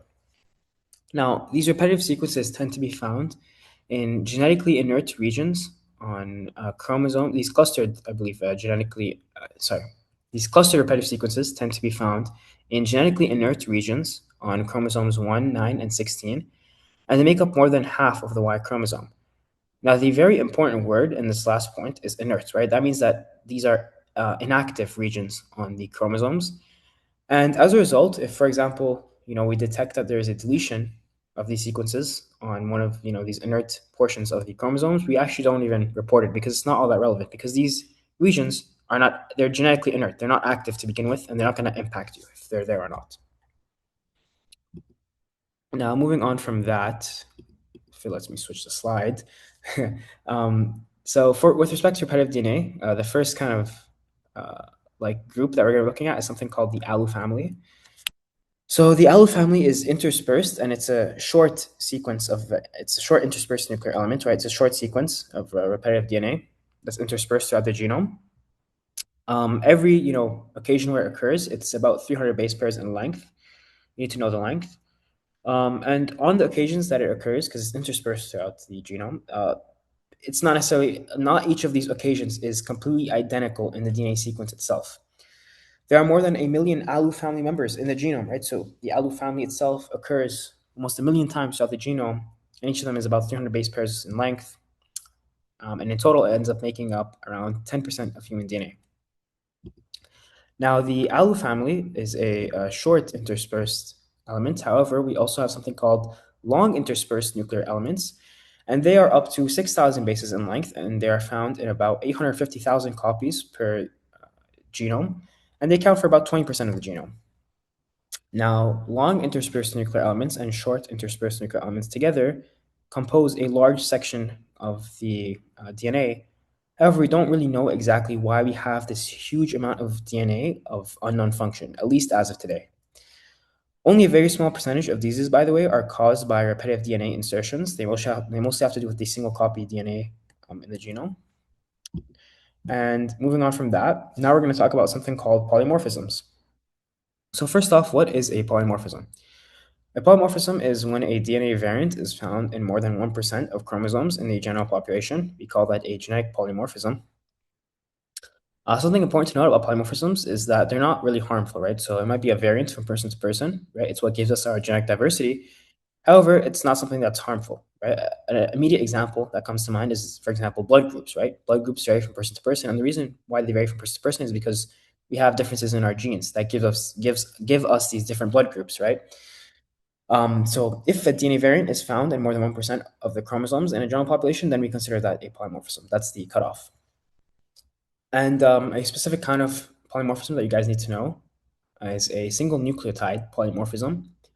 Um, and the single nucleotide polymorphism is exactly what it sounds like, right? So it's just a variant on a single nucleotide from the general population, and it has to occur in more than 1% of chromosomes to be considered a polymorphism, right? So, in this case, the general population has this sequence, and, they might have a G, and then 1% or more of the population will have a T instead, right? And it's supposed to be harmless. And some more things to know about single nucleotide polymorphisms. They have only two alleles.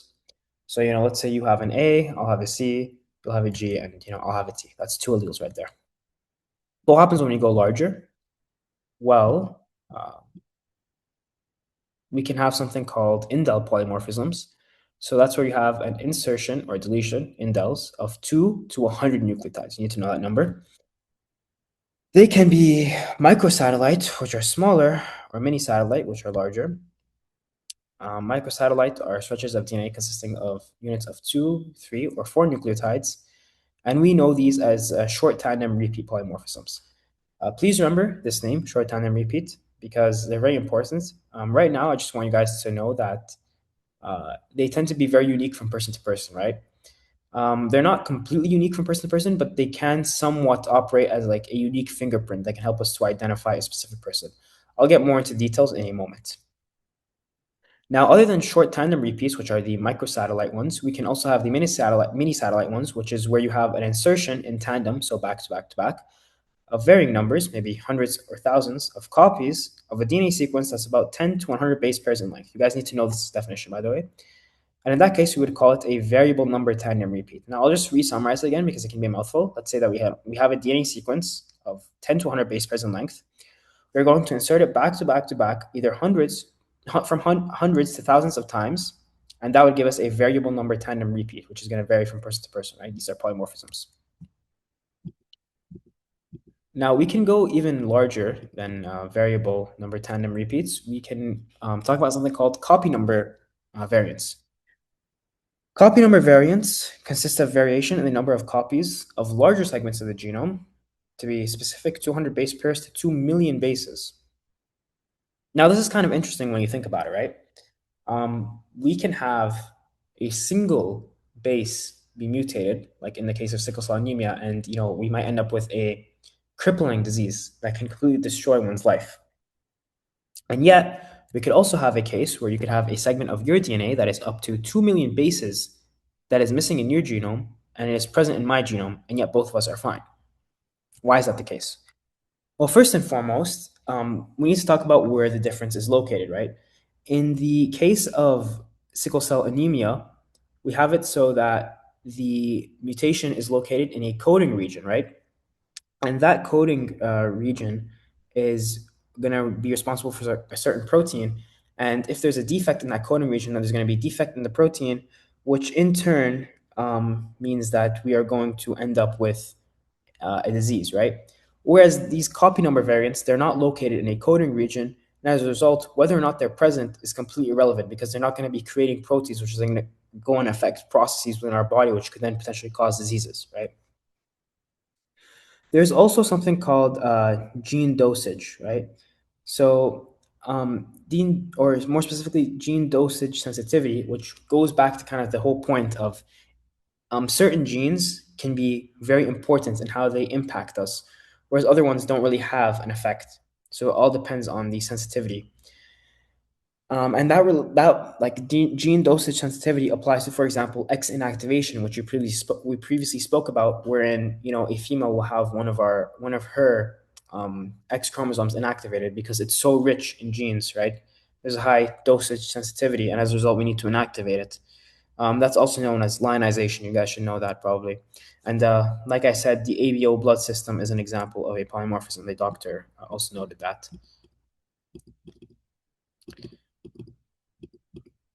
Oh, sorry.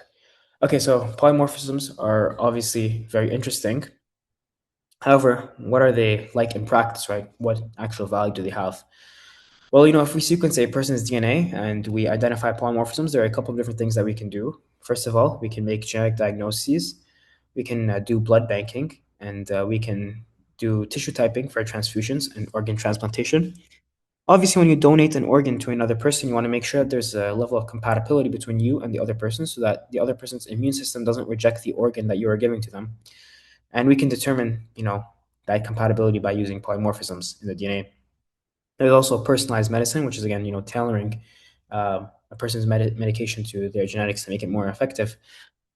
But probably the highest yield thing on this slide are forensic applications. For forensic applications, we can basically use polymorphisms as kind of a fingerprint that is unique from person to person. And through that, we can then identify people through their DNA, right?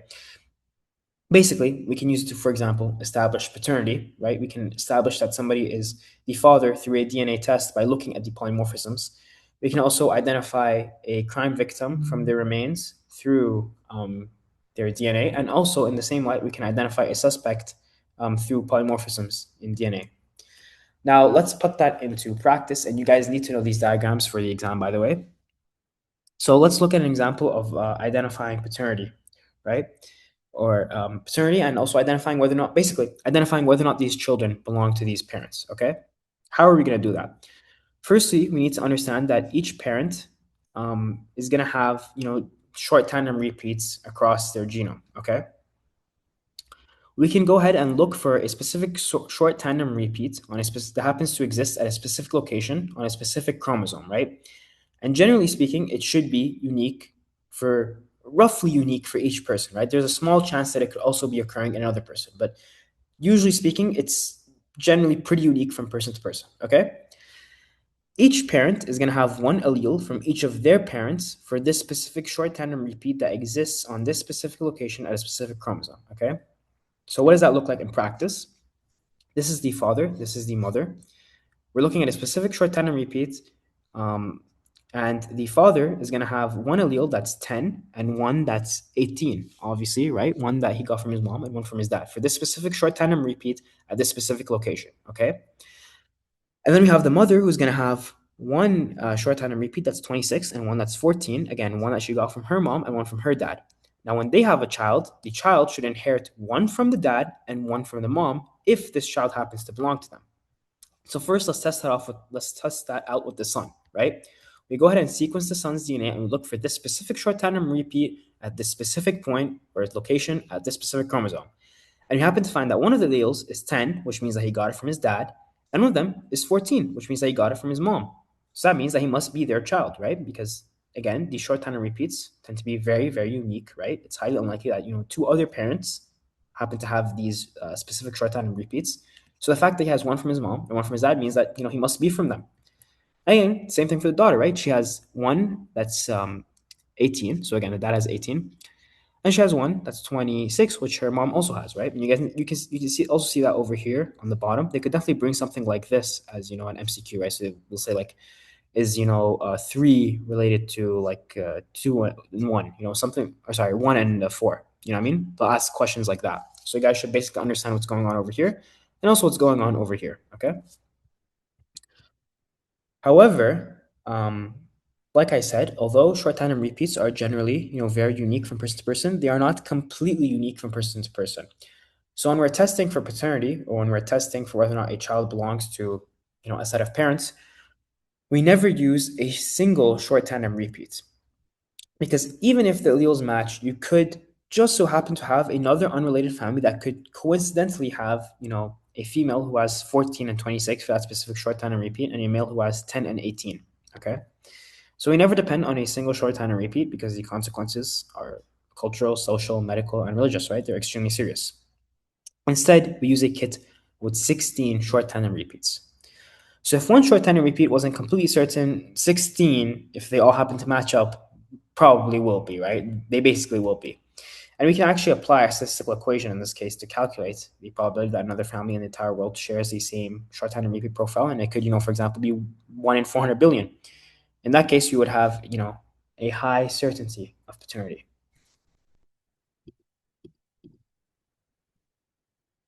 Can't go to the next slide. Okay, yeah. So, okay. Now let's talk about something called an open reading frame. So first off, let's just define what an open reading frame is. An open reading frame is a segment of the genome, right, where you start off with methionine, it has a long stretch of codons, and then there is a termination codon, right? If you have a segment of DNA, for example, in which you might, have methionine, and then right next to it you have a termination codon, this is not going to be an open reading frame. Why is an open reading frame relevant? Well, an open reading frame is basically the segment of DNA that's going to go and code for proteins, right? This obviously sounds familiar to what we were talking about at the start of the lesson, where you have, methionine, a long stretch of codons. Methionine is obviously the start codon, a long stretch of codons, and then there's going to be a termination codon, okay? So open reading frames are what gives us the proteins. But why is that even relevant? Well, when you analyze DNA, you don't look at facts, you look at something called shadow facts. Now, what do you mean by that? A DNA change in a patient, if it occurs, it doesn't necessarily mean that that particular change of DNA will make a harmful protein, which is in turn going to then make a disease, right? Because if it doesn't occur, if the DNA change in question doesn't occur in an open reading frame, it's not going to go and result in a harmful protein and then a disease because it's not an open reading frame. Open reading frames are what gives the proteins to begin with, right? The doctor wanted to note that that's obviously just a prediction. It's probabilistic. We are not 100% certain that this is the case, but it's what we believe for the most part. When you look at DNA, you predict that a change in the DNA will make an RNA that is defective, and in turn, that will make a protein that is defective, right? That's the shadow fact. Sorry, this shouldn't be a shadow effect. It should be shadow facts, I believe. But yeah, that's the shadow facts, right? It's like, what will the actual consequences of that change in DNA then go and be, like further down the line? But it doesn't necessarily have to be the case also. And something important to note is that we have disputes on how we understand our genes, differences in our knowledge of genes, and how our DNA sequences will make a protein at the end of the day. Which is why when you go and check, different websites, you may see differences in the number of genes that they record.